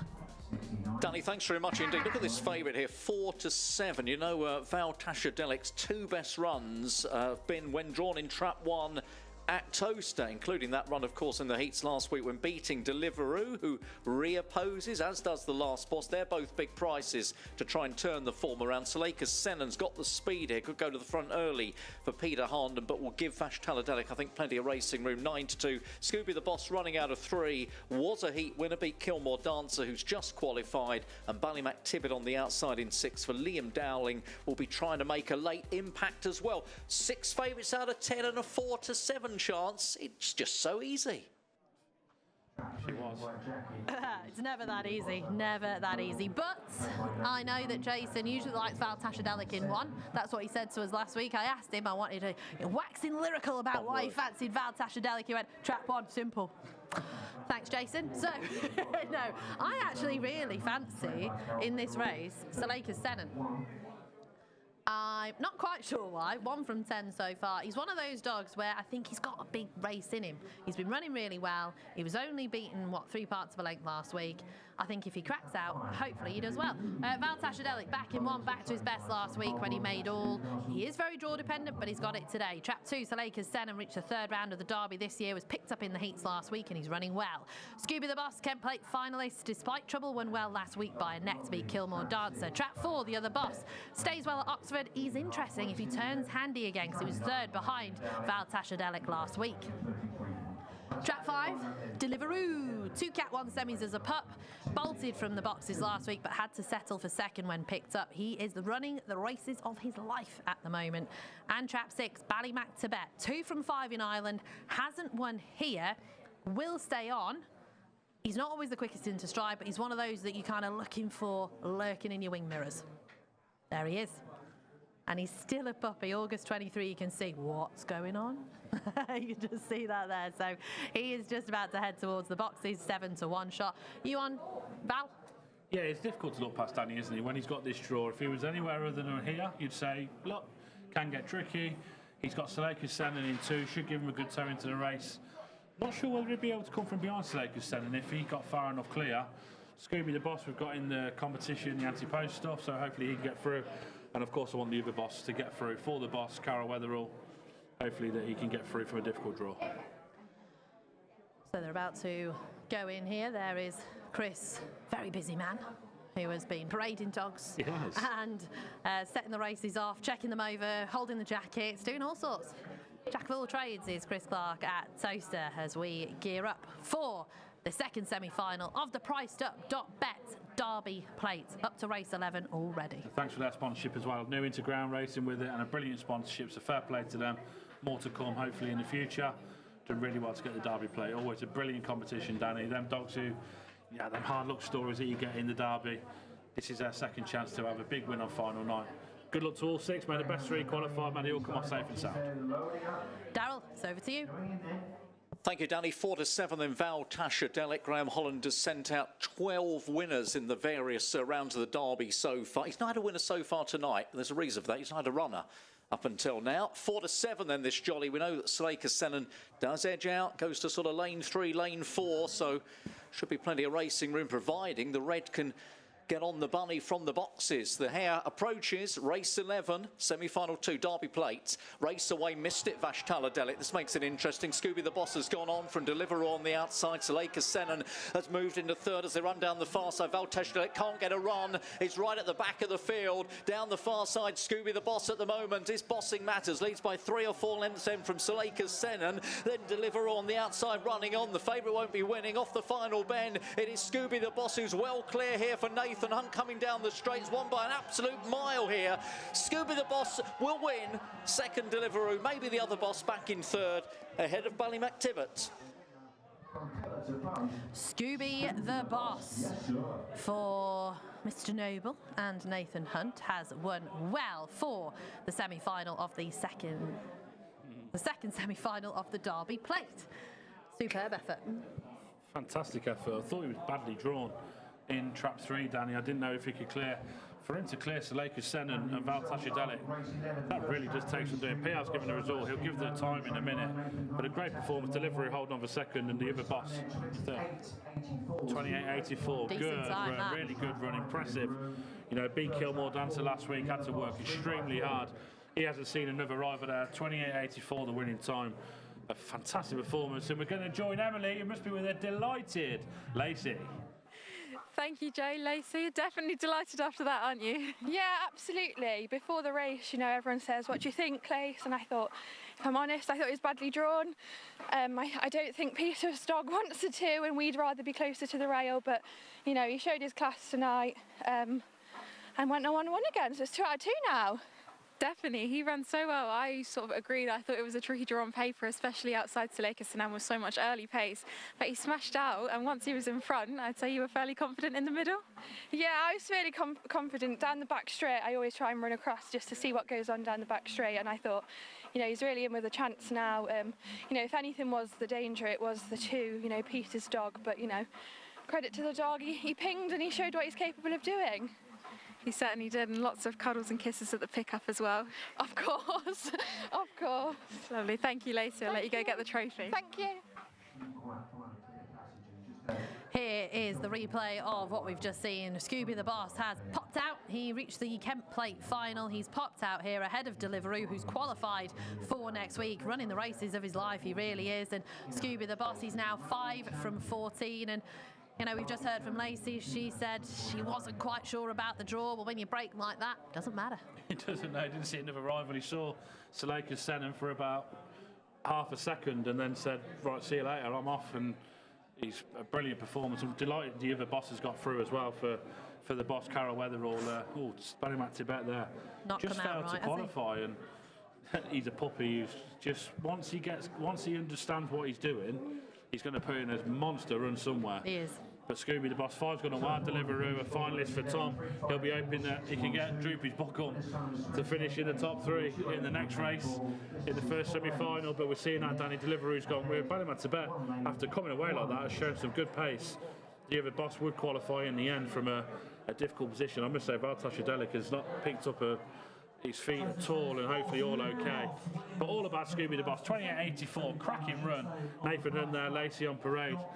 And a brilliant performance for Steve Noble. And look, if he bottles that break and manages to do that again, that'll take some stoppage, and I don't think they'll be too worried if they do get trap 3 now next week. There's a few that we want to bottle the brakes of this evening. We've had a few real just relying on snappy trappers. Yeah, we have. And this lad, he's clear down the straight and has won very cosily indeed. Deliveroo in second. Yeah. 4 railers and 2 wides in the final. Nice mix. Yeah. I like that. That is good. There's Nathan and Lacey. You know what I love? Every time we have Lacey on a podium, she is just covering them in kisses, hugs, stroking them, all of the love. Jason, you're about to chat to her. Yes, I am. I'm about to catch Lacey. Danny's just been waxing lyrical about you, Lacey. Oh, has she? Well, she's just saying what a wonderful you always look when you're on the podium. Oh, thanks, Danny. I had to remind her that Scooby the Boss was actually on the podium. Yeah, not me. He deserves all the credit. I mean, it was an incredible performance, though. Yeah, as I said to Emily earlier, you know, When we saw the draw, we thought, oh dear, you know, having Peter's dog on the inside wasn't ideal, but, you know, he come away, he pinged and he showed what he was absolutely capable of doing, so 2 out of 2. Incredible. And I've got to go to the pride of Wales, as I like to refer to Nathan. Nathan, were you expecting to lead that race? She doesn't agree with that. I wasn't expecting that, to be honest. I thought, as I say, I thought it was a bad draw with the 2 dog inside him. I thought that might stop him getting a run. And the 1 dog I rate highly and thought it had a good draw, so I thought we were up against it. But yeah, once he's flown out like that, he doesn't do it very often, but when he does, he's very fast. He can do it both ways, as he showed last week. He showed good tenacity last week to get to the front and hold off a real strong dog, and tonight he's got off the front, and once he's in front, you know, take a good one to catch him anyway. So really pleased for his owner, Steve Noble. Puts a lot into the game. Obviously, he does a lot of breeding. He's bred him, and yeah, delighted for him. And we'll have a runner next week, which is great. Well, that's what it is all about, isn't it? Getting through to next week, getting through to that final.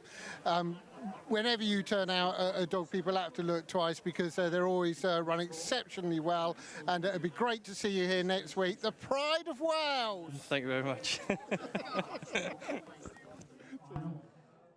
Here is the result of the second semi-final of the Priced Up .bet Derby Plate. 3 Scooby the Boss, time 28.84 at 6s.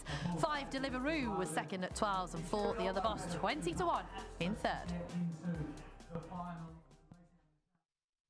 Bet Goodwin, proud sponsors of Gone to the Dogs. Bet Clever, Bet Goodwin.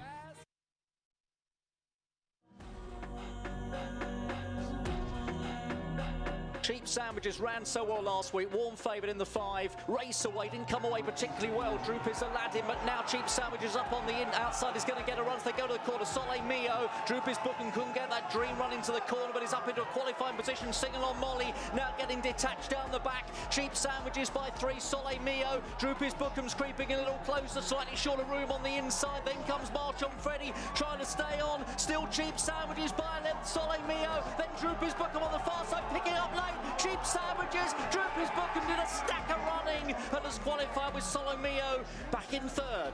Yeah, at this stage it's all about getting through. You know, we'd all take third place tonight, but Droop is Bookham, he ran his heart out in second in the end, and yeah, it was a great race and we're just delighted to get through. Wow. Wow is the word, yes. Yeah, it's a privilege to have a dog like him. It's a privilege. He was a young puppy, just starting him off. And I said to one of the guys, the syndicate, David O'Brien, he's the money man, the syndicate. I said, David, we might have a Derby dog. Race away from the boxes, Churchfield Sid does customarily go to the front and leads round from Delardidar. Will have to give chase from second place now. Pushed out wide, Hello Diego up into third, goes No Better Feeling, and then Tiffield Tarquin, Romeo Empire at the back, then is Hello Diego. They're racing down towards home, Churchfield Sid, but now Delardidar is trying to close. A length and a half away in second, No Better Feeling is in third, they're off the bench, still Churchfield Sid. Delardidar is trying to pick up Churchfield Sid, still there, Delardidar closing all the way.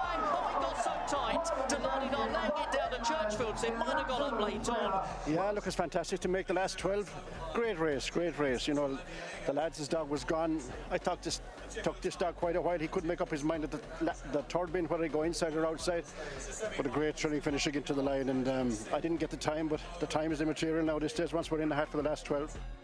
Here comes the hare, third quarter, race away, Dynamic Force has put the early speed to the race. Goodness me, has gone to the front from Bombay Pat here as they go round the first couple of bends. On the outside, New In Benny has turned third, then Prince Nassim, a little gap back to Faye Point Harvey, who couldn't lead and therefore was in trouble. One Stick Jamie is at the rear, Dynamic Force by 3, Bombay Pat though is creeping ever closer as they go towards the final bend. So Dynamic Force boxing on here for Paul Hennessy, leads by a couple from Bombay Pat, won't be caught tonight. Dynamic Force. Dynamic run, Bombay Pat. Prince Nassim is coming back next week. He's a good dog. You know, he's fierce determined. There's only one thing in his head, that's go until he falls down. And I'm delighted for his owners. They're here tonight. They won't have slept all week. They won't have eaten all week. Honest to God, one of them can hardly. I think he stands with his back to the race, Brendan. This dog, we always believed in him. We always knew he could do what he's doing here in the Derby. Last year he won a big competition down in Cork. He ran brilliantly up in Dundalk. We brought him to the Irish Derby. He won the first round. he probably got a little bit tired, and we felt the break did him the world of good. But we believed he could come here and do something special, and he's proved us right so far. And I said it's a pleasure to be here. Last quarter final. Race away, he's missed it, Bocco's Diamond. Slick Sentinel's gone away, Bocco's Diamond though moved to second. Keyfield Maverick trying to get a run, just got squeezed out, and behind Droopy's Trade checking up, they go down the back. Slick Sentinel, but now Bocco's Diamond's got a run, and now he's got clean side of their hair as they run down the far side, and Bocco's Diamond is about to go on by 2 lengths. Slick Sentinel trying to renew a challenge, back in third, staying on his Droopy's Plunge, then comes in fourth place, Keyfield Maverick, they're down the lane, Bocco's Diamond by a length, they're queuing up to challenge, Slick Sentinel wears him down, and on the far side, Droopy's Plunge came late as well. Slick Sentinel, Droopy's Plunge, Bocco's Diamond, they're the qualifiers, but in which order? This dog trapped absolutely brilliant, you know what I mean, and he led and then he got done so far by Bocco's Diamond for middle pace, but he come back at him again.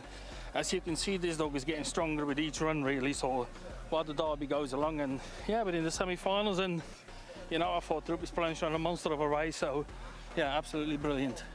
Well, you run the Irish Derby champion down as a truly fantastic dog. This dog's led him, got led by him, come back at him. What more can you say? He's getting fit off. Patrick's brought him along, absolutely fantastic. We've kept him off. He's brought him along slowly and surely, and we just took third tonight. He's won on merit. Thank you very much. Forget the time. The dog's in the semi-finals. What will be, will be. Thanks to Patrick and his team. Perfect. Well, that's just whet the appetite for the semi-finals to come. Let's have a look at the outright prices because we've had a little bit of a change in the market. Bocco's Diamond 3-1. There's not much between him and Cheap Sandwiches 7-2. Deladi Dar 11-2. Soleil Mio 12s. Bombay Pat 16s with Dynamic Force. Droopy's Plunge 20s. Churchfield Sid 25-1 with Droopy's Bookham and Slick Sentinel. 66-1 Prince Nazim, and No Better Feeling at 150-1. It's all hotting up. We've got the semi-finals shortly as we go split second on. Get 50% of your stake back with Star Sports as a free bet if your Greyhound finishes second in any Star Sports Greyhound Derby heat. So do check that out. Download the app, visit starsports.bet or call the number on screen. And don't forget, gamble aware and 18s and over. Right, let's head back to Jason. Thanks, Danny. Now, unfortunately, during the past week, a lot of you have noticed that on social media particularly, Toaster has been accused of rampant sexism. Last week, we had a best-dressed lady. Where was the best-dressed man, they all said? Well, we're doing it this week, and here he is, best-dressed man, Mr. Jonathan Hobbs. Thank you, Jason. Flattery will get you everywhere. More importantly, we've got a couple of semi-finals coming up. Yeah, it's extraordinary. I just think they're just coming out now for the first semi-final. It's just set so fair, isn't it? 6 Irish trains, 6 English trains, just fantastic. And you know, still having the Irish Derby champion in, still having the English Derby champion in. I think, you know, fingers crossed. I think the purist knows which way these semi-finals want to go in that respect, but fair play to those that are gunning for that dream. They want to be part of what will be an extraordinary week from the Derby lunch on Monday through to next week's final. It's going to be a long day next week. I think gates open at 10 o'clock. I've been doing MC Hobbsy tonight, but next week, I think for about the first hour or so, once racing starts, I'll be down here. And then I'm going to hand over to former colleague of mine, Matt Chapman. I'm never going to get the microphone away. If that happens, as we well know. So it's going to be fun next week. 3 words, couple of tips. I don't know about tips. I think I'm going to go with Solomio maybe to get first run on Deladi Dar in the first semi-final, and then I'm going with Holland's duo, certainly Bocco's Diamond and Cheap Sandwiches. And as I said to you last week, I feel that, yeah, I'm being not very patriotic going for the Irish train runners. I just feel that they're flexing their muscles once again. Lenny's Desire was great. So, yeah, I'm looking forward to it. Brilliant. Cheers. See you next week. Yeah, cheers, Hobbsy. Thank you. Cheers. Now they are out on parade for the Star Sports and CRC English Greyhound Derby 2025. There's Trap 1, Soleil Mio, second in the Conan and Kirby Memorial. Cracking runs all round so far. He's a proper toaster dog, but he did meet his match last week for Aidan Comerford and Peter Cronin. Trap 2, Deladi Dar for the Garson Syndicate and Liam Dowling. He is the reigning champion. He won in the fastest time in the comp in the first week. He's only been beaten once so far. That was by Ballinabola Joe in the second round. Trap 3, Droopy's Bookham running out of his skin. Got forced to check last week and ran like a train to finish second behind Cheap Sandwiches. For Ben Collins, Tom Halebron and Michael Young, trainer Tom Halebron. Trap 4, Slick Sentinel. Loads of speed early, came back at the diamond last week. Best finish of the competition so far for Patrick Janssens. And we just heard from him, Keith Allsop as well. He was in that little VT, waxing lyrical about this lad. Trap 5, Bombay Pat reached the Irish Derby semis. Can he go one further in the English Derby? He won very well in the first 2 rounds. Shows pace, but has slightly missed at Lids Rise. He doesn't parade Bombay Pat, sorry. 6 is Churchfield Sid. 3-time Cat 1 winner, 4th last year. Ran a corker last week against the champ. We're going to have a look at the 2 VTs here. Dillardy Dart and Churchfield Sid, the first of them. Yeah, Billy and Steve Evans and Darryl Bear, good luck to all of them as well, with Churchfield Sid in the semi-final. Here he's trying to make the final for the 2nd year in a row. This was Churchfield Sid leading Dillardy Dar into the 3rd bend, Danny, last week after a brilliant break, but it was raced on from here. We just seen Danny, we've seen it earlier, just had his legs slightly taken away from him there. His back leg slightly. There was a short head in it. Was that the difference between him getting up and not getting up Dillardy Dar? We don't know, but they're up against each other again today. Dillardy Dar in 2, he's got a tough draw to work from. This was the race of the night. Slick Sentinel flying out at 6. You had Bocco's Diamond in 5. He went with him and watched his pace from the 2nd bend for Bocco's Diamond. But he wouldn't give up Slick Sentinel. No. He'd come back at him, and we're going to have to ruin it for people if they haven't seen it yet. He got up to beat him on the line. I'm sure everyone has seen it because what a race this was. And he gets up to beat him on the line. Droopy's punch staying on really well to get up for 2nd. And Bocco's Diamond finishing 3rd to qualify for tonight's semi-final. But a very, very game performance, and still Star Sports' worst result. Every time I watch it, I'm just like, oh, that finish. There is Dillardy Dar, soaking it all in, having a great time, knows what to do in this scenario. Yes, because he is last year's champ. And Ian Wilburn, we all echo your sentiments. All I want here is a clean run for all 6 Greyhounds. So yes, that is what we all want here on Gone to the Dogs Live. Welcome along if you have just joined us, if you've joined us for the first time, if you've been with us from the very start when we started at Yarmouth last year, thank you for your support. We've got nearly 4,000 people watching us at the moment, watching these 6 Greyhounds compete for 3 spots in the final next week. Absolutely, Danny, and all the very best to the final 12 now. We get into the first semi-final, a massive race of ifs, buts and maybes. The first semi-final, Dillardy Dar and Solomeo now 5-2 joint favourites, 4-1 Bombay Pat, Churchfield Sid on the outside, 8-1 Droopy's Bookham, he was 12, and 9-1 Slick Sentinel, who beat, as some people are saying, the fastest greyhound in the world last week in Bocco's Diamond. A fantastic race. Darryl, over to you. Good luck to all 6. Absolutely, it's the honour and prestige next week, of course, but this is harder, isn't it, for owners, for trainers, because you are 28, 29 seconds away from a moment in one of the most important races of the entire year, the Star Sports and TRC English Greyhound Derby final. But to get there, you've got to finish in the first 3. Just the first 3 will do. Here we are, loading in. 5-2, the field. Dillardy Dar pushed out to 5-2. The money is with Droopy's Bookham. I'm with Droopy's Bookham in this race because I think he's going to come home like a train, but will he get a chance to do so? Here is the hare. It is the Star Sports, the TRC English Greyhound Derby on Gone to the Dogs Live. First semi-final, race away. Solomeo got away. Slick Sentinel will immediately lay pressure down. Bombay Pat on the outside in 3rd. Up the fence, Dillardy Dar is trying to get a run in behind them. Then comes Churchfield Sid, who couldn't lead tonight. Droopy's Bookham is at the rear of the field. Solomeo for Peter Cronin by a length and a half. Dillardy Dar now moving through into 2nd place, trying to get a run in behind. Running on Droopy's Bookham has gone 3rd. He got blocked at the bend by Slick Sentinel down the lane. Solomeo still. Dillardy Dar on the far side is bounding up in time. Dillardy Dar will go to the final next week as a semi-final winner. Solomeo and Bombay Pat were next. Whoa, what have we just seen? Dillardy Dar. It's a 1-2-3 for Ireland. Dillardy Dar, Solomeo, Bombay Pat. They're off. They're off around the track again, Joe. They can't get enough. They've got them. Oh, good. They've got them, which is good. Wow. I'm running out of superlatives for this dog. You really are running out of words to say about him. He hasn't done it. He's walked out of the boxes.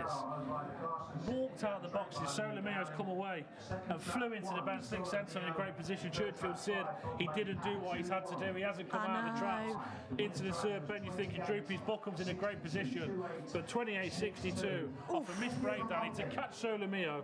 What an unbelievable run for Deladi Dar. The reigning champion is back. He's in the final next week again. To catch your dog like Solomeo, to do what he's doing, it's an unbelievable performance. Droopy's Buckham, they will be absolutely devastated. He's come to finish third. He's come to finish third in the third and fourth bend. He's checked up and been beat by Bombay Pat in the end about half 11. Look at where he is. They'll be crying out for 3 in the final. They'll be crying out if they can get trapped 3 in that final. We've got 2 railings through there and a wide in. Bombay Pat has made the final. Let's not forget about him in third. Let's go to Emily. Emily, you are with an absolute superstar of this amazing sport. Definitely am, Joe. He is an absolute superstar and he's just made his 2nd consecutive Derby final after winning it last year. We're speaking to Guy. We'll do a little walk and talk to get him to the podium. Obviously, you help out Liam during the Derby and he also stays at Peter Kennels. You said to me that you were nervous. How was the feelings during that race? After going around the second, he was sat third, I thought it'd be all right. I wasn't expecting him to pick the one up, but the dog's he's just phenomenal. Everything he does is just, my heart's just proper going. I can imagine so. I mean, he is just an absolute superstar. Obviously, you're going to be nervous for next week, but he has a bit more nervous next week. Yeah, he has a really realistic chance of doing it again, doesn't he? He's just flying. Yeah, honestly, as long as we get the draw next week, he comes away. Hopefully, it'll be all right. Fingers crossed. I'm sure he will be. He runs his heart out every race for Liam. I'll let you go to the podium. Thank you. Thanks, Emily.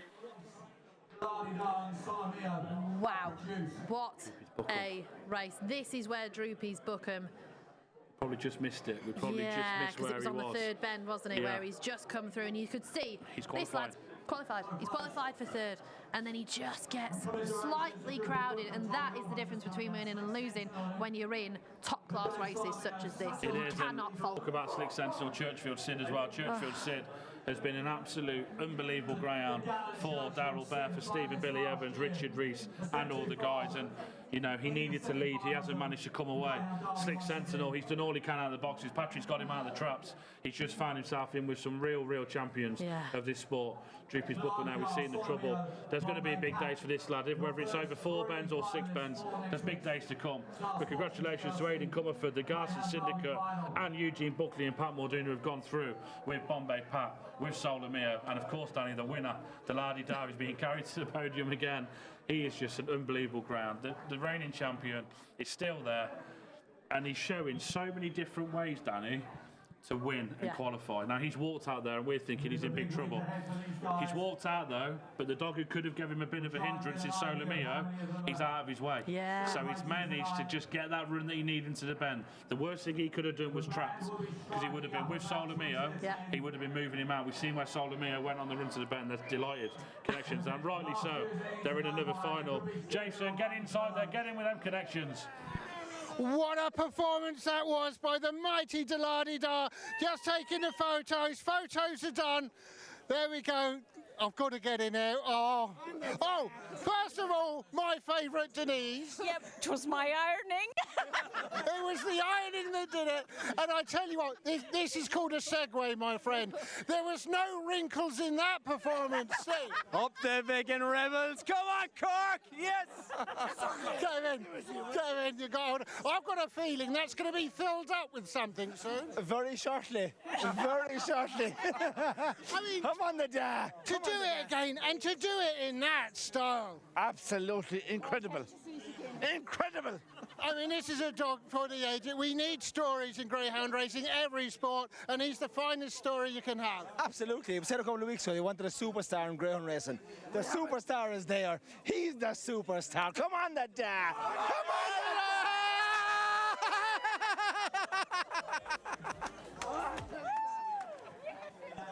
Come on, the da. Deladida, 28.62, 5-2 favourite has won. Beat Sole Mio 11-4 and 5. Bombay Pat 9-2 in third. 1-2-3 for Ireland.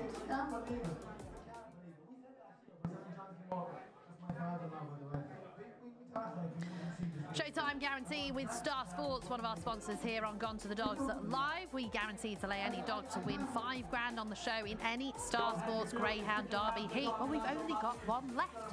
Download the app, visit thestarsports.bet or call the number on screen.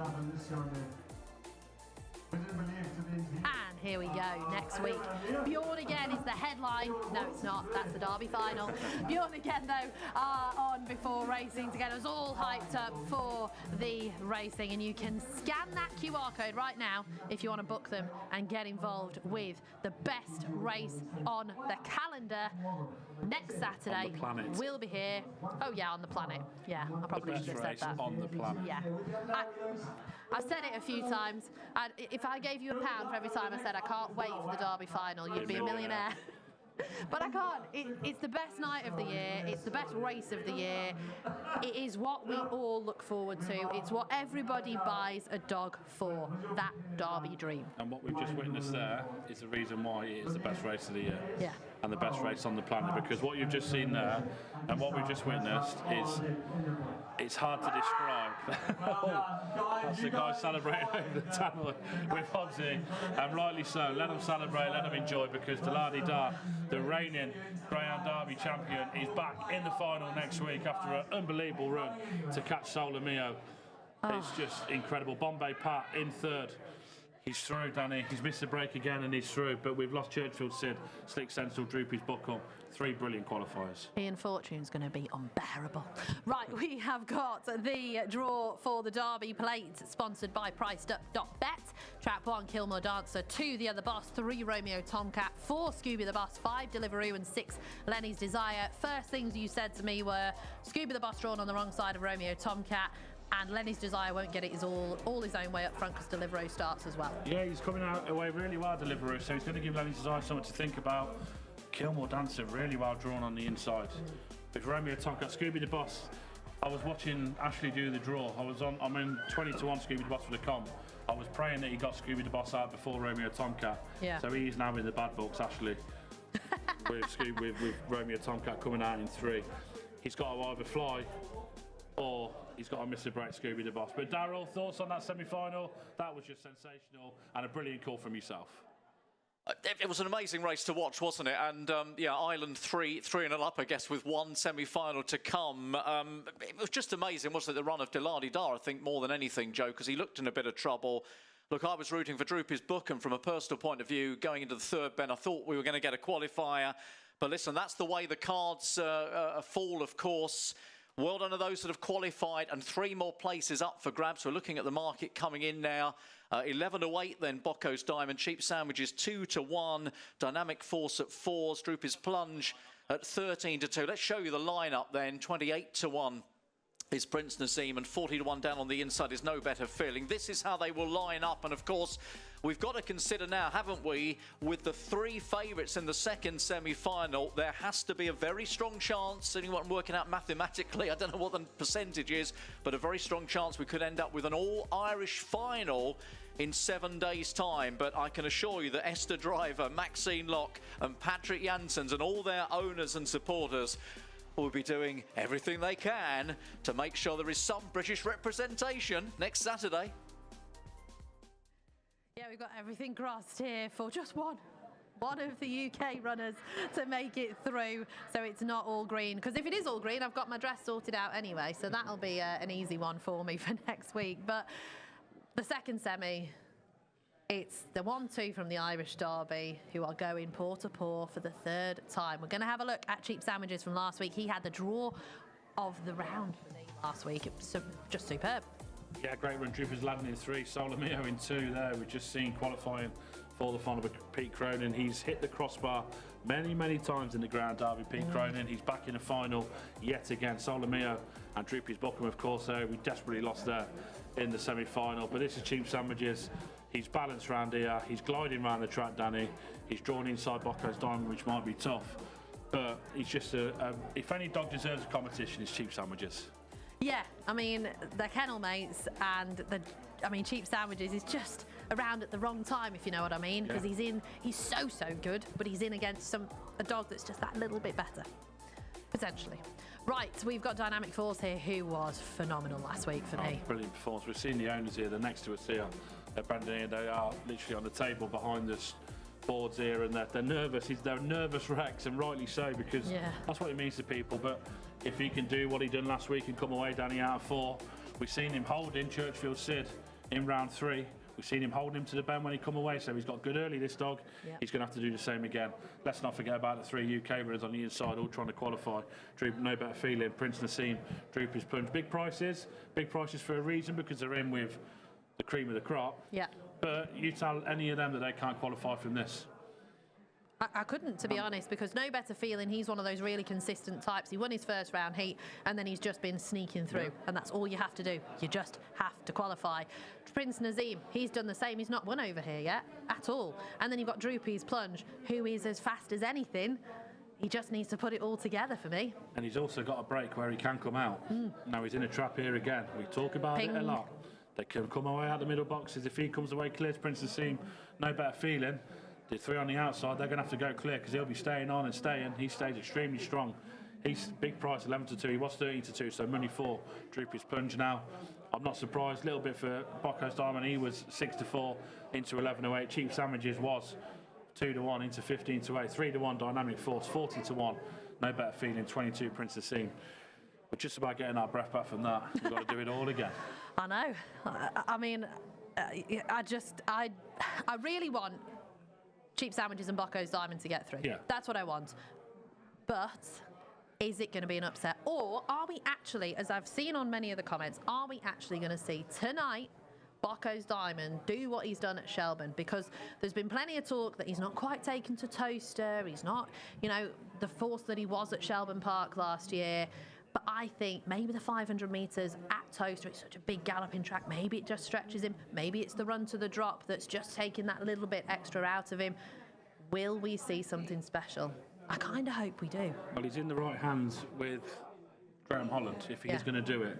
Now, we hear a lot, Danny, about this place, Toaster, if you lead, you win. Shelburne Park's exactly the same. And I'll tell you why it's exactly the same. Because you ain't going to come from behind these dogs.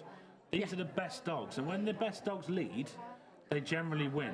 So no matter what track, you can stick them around any track in Ireland and in England, Shelburne Park included, 550 yards, massive gallop, massive stretch, but when these dogs as fast as they are lead, they're going to win. Yeah. It takes some run from these strong dogs to catch a 28-80 dog, 29 dead dog at Shelburne Park, 28-50 dogs at Toaster. No dog in the world is going to come from behind them to do that. So, yeah, we hear a lot about you've got to lead here and win. No, you've got to stay this trip. You've got to really stay this trip at Toaster. As the dogs are coming out on parade, Droopy's Plunge, we know doesn't parade, so he's going to go straight into the middle, and it works wonders for this dog. He just gets a little bit upset by the big crowd, so rightly so, Cheryl takes him into the middle of the track as the rest do come out on parade for the second semi-final of the Star Sports TRC Ground Derby. We've had a brilliant first semi-final. We've got to do it all again here. We've got 3 Irish through. Let's try and get some UK through, but they are up against it. More money now for track 4 Dynamic Force into 5-2.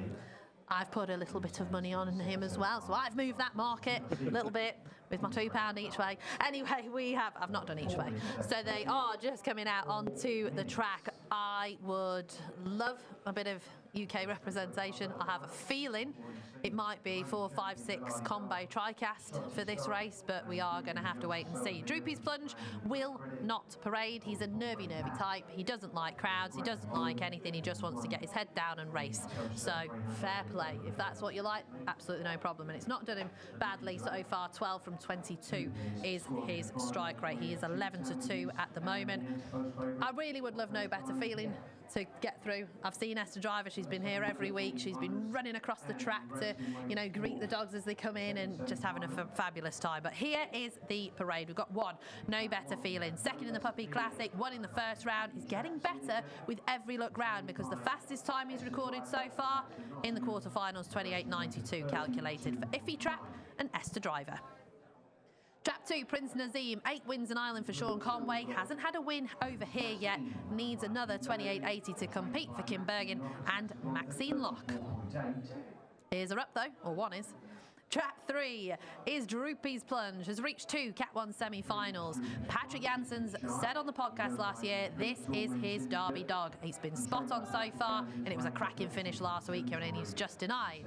Dynamic Force in Trap 4, been mixing it up with top company in Ireland, and what a run last week. Think he'll have it his own way up front here for Paul Hennessy. Cheap Sandwiches, is this the draw for him? I'm not sure, but he meets his old rival once again for the Bark Wahlberg Syndicate and Graham Holland.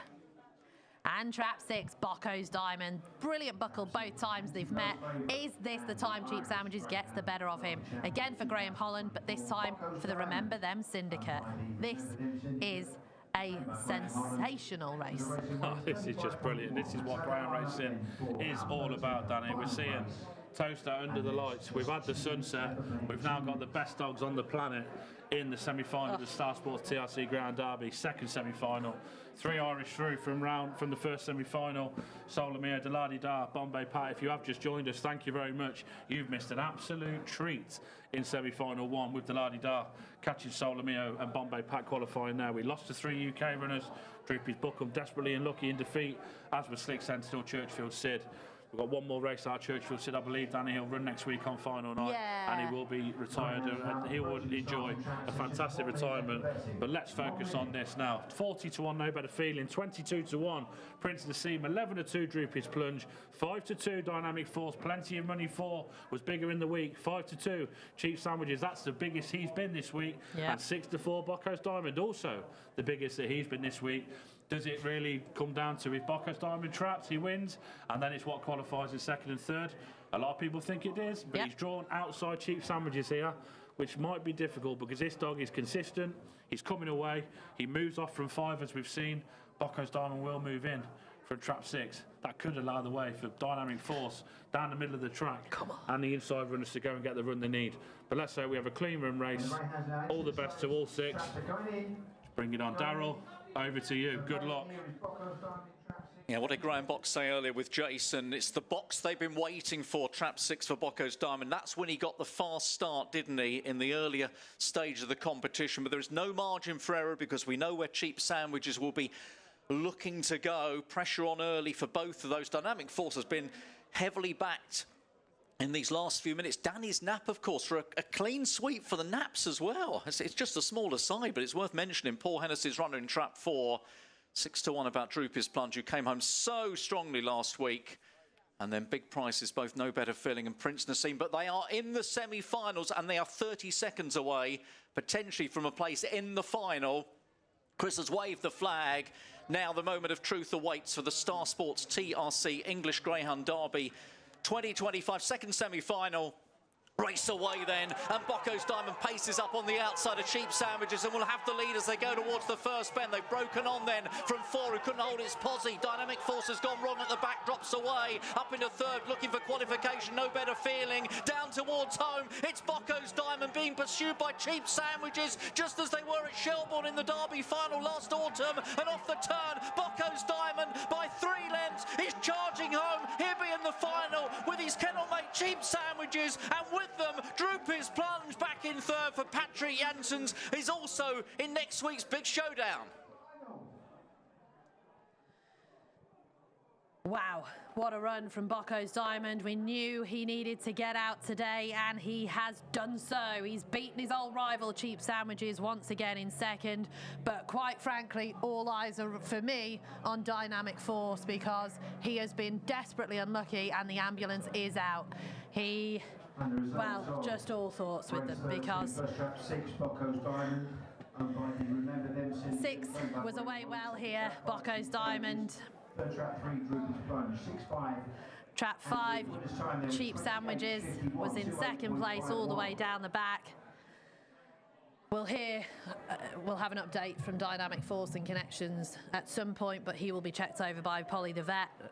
Trap 6 though, Bocco's Diamond, I mean, I've not heard the time yet, but superb effort. 28.51. Irrelevant, Danny. Irrelevant. It is, I'm with you. But Bocco's Diamond has won, and we can head to Emily. Thank you, Danny. Yeah, flying time from Coast Diamond. And Nikki, you've got 3 in the final next week. I know. Oh, look, unbelievable. Just really, really pleased to get them to qualify. Times irrelevant. You just, obviously nobody wants to go out in the semis. The pressure was off when Bombay Pat qualified there in third, ran really well, didn't break again. But yeah, just to see these two go round, obviously 5 and 6, you're a little bit worried what would happen at the boxes. But yeah, no, just really, really pleased they're there. And look, best of luck to everyone in the final. And we're just pleased to be there after all the hard work. Definitely, we'll have a walk to the podium so we can get Superstar to the podium where it belongs, it seems. Definitely at the drink anyway. But I mean, obviously this week they were drawn 5 and 6. Previously, in the third round, they were drawn the other way around. But they just know how to handle themselves so well, don't they? Yeah, look, they're experienced dogs, and you know, both of them, when they know there's a dog there, they're not going to do anything silly like charge in or out or anything. So, you know, we were fairly confident that they'd be okay as long as they both trapped okay, you know. And obviously, I'd like to see the replay, but it looked like all was okay. Obviously, time suggests it. And yeah, just as I say, really, really pleased. I imagine so. You always come into the Derby with such a strong team, but how does it feel that you're going to have half the field of the English Greyhound Derby final next week? It's very, very good, but obviously it still means nothing. You know, you've got the reigning champion, Deladi Dives, ran brilliant there, Sol Mio, great young pup. So, you know, it's all to play for. This is going to be a very, very good final. It's been a great derby. It certainly has, and you've got a great chance of winning it. Thank you, Nikki. Thank you. Thanks very much. Well, here is the head-on out of the boxes. You can see Prince Nazim trying to go down the middle. And actually, this time, Cheap Sandwiches has stayed in his lane. Knows his rivals outside him. He has, and you see Droopy's plunge there, cut straight across and qualified. We lost No Better Feeling. We lost Prince Nazim, and we sadly lost Dynamic Force from the competition. And we just hope that he's okay. He is now with Polly, the vet. He got picked up and went into the ambulance, so he will be checked over and looked after to the best care and attention as possible. And he does really just put a damper on it, Danny. Now we want to celebrate what Bocco's Diamond's done. Yeah. We really want to celebrate what he's done. But everyone in ground racing now just initially goes, right, we just hope Dynamic Force is okay. That is all I have got on every single chat is going, what's happened before, what's happened before. It just shows the sport and that people, as we say again, people care so much for these greyhounds. They really do, for these animals. And anyone who tells you different, go and take your head for a shake, because you don't know what you're talking about. You really don't know what you're talking about. They love to run. They absolutely thrive in their racing. You get injuries. You get injuries in football, in any sport. It happens. Yeah. You know, they're not machines. They're not freaks. They're highly trained and tuned athletes. Yeah. Exactly what they are. So they're going to pick up injuries. It's the sad side of the sport. It happens. They're treated unbelievably well when it does happen. And the rate is very, very small. Yeah. We don't talk about enough. It's a very, very small rate. Of course, now, you know, Brendan, they're not going to want to hear. They just want to make sure the dog's okay. And we all want to make sure Dynamic Force is okay. But let's just go back to what an unbelievable, sensational performance from Bocco's Diamond. And we've said this derby depends on how he traps. Yes. And what I will say is the time, 28.51, on what we think is potentially a slower track than we've had so far. And he's not exactly rocketed out either for me. He's got out, but he's not rocketed. The length between them again, Cheap Sandwiches, Bocco's Diamond. You just feel so sorry for this dog, Cheap Sandwiches, because he's so good. I know. He just keeps bumping into this lad. So 3 railers and 3 wides in the draw for next Saturday. The draw will be done, of course, at the Derby Lunch Monday. It will.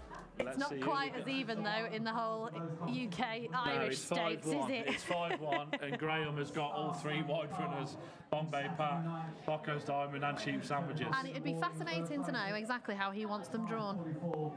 I'd say he wants Diamond in 4. Do you think? I'm saying they just come away out of 6 there and let him, so... Look, Who knows? They'll take whatever now. They'll take whichever draw. Graham Box, he'd come on the fan cave earlier. He was bullish. He told everyone to take the 11.08. It was too big a price. He was very, very bullish.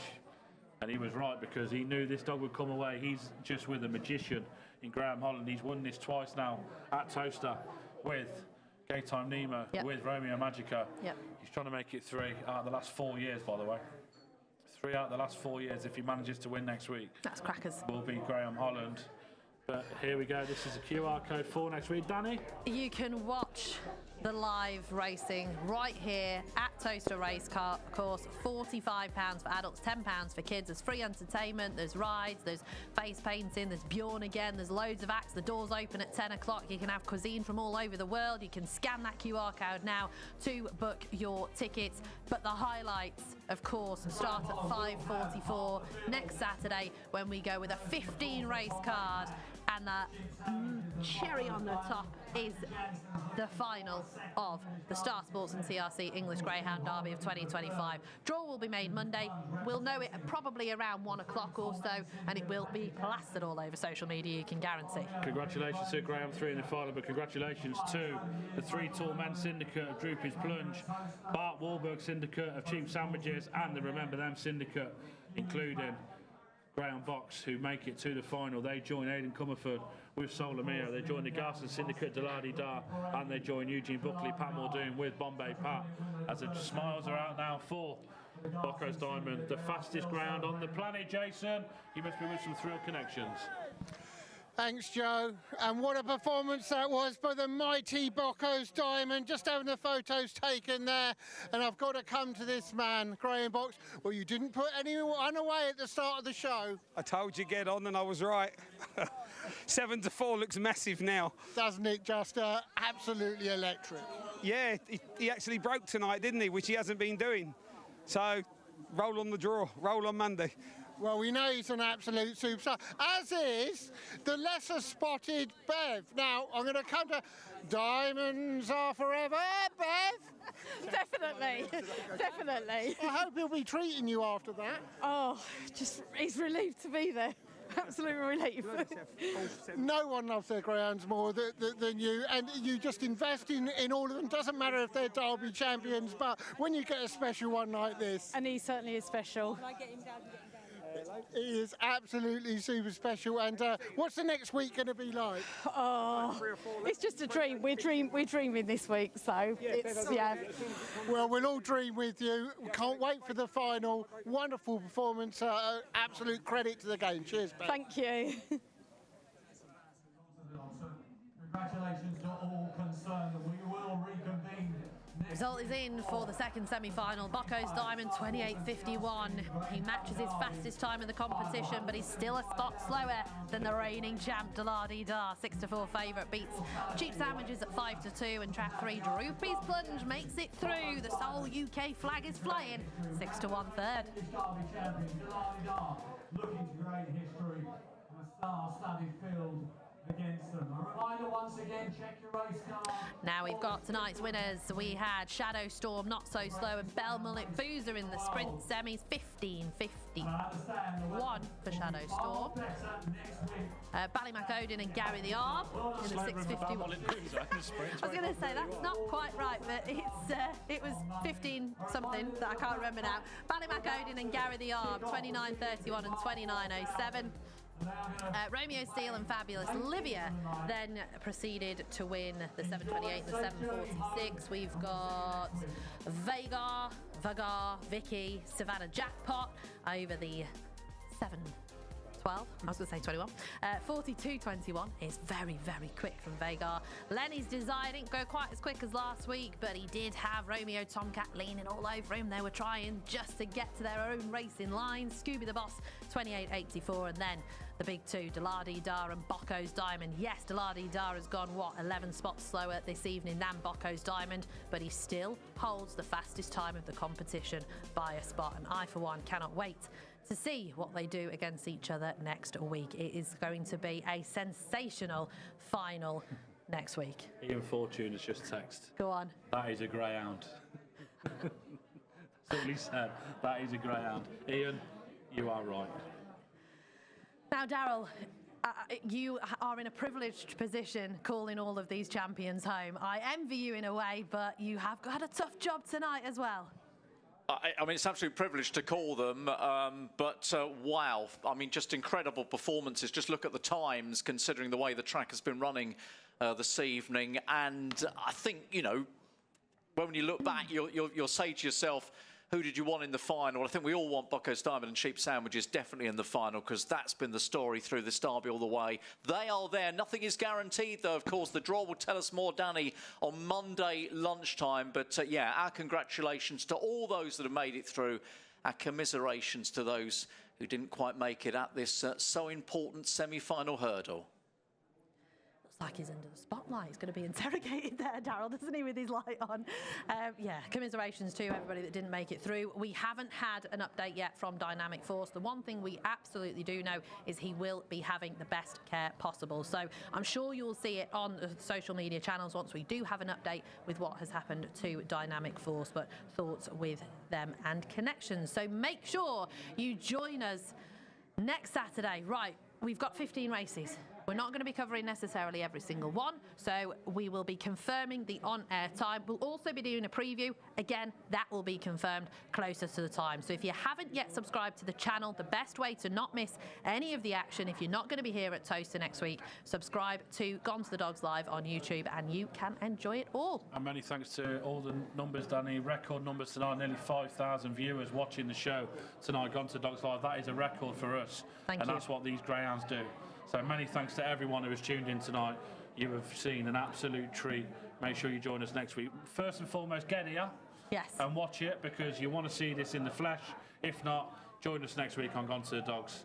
Many thanks for all your support, and just keep watching. Keep watching. This is just brilliant. It is. It's brilliant. I mean, we're privileged to be in this position as well, to cover all of this fantastic racing, and we can't wait for Saturday, the 14th of June.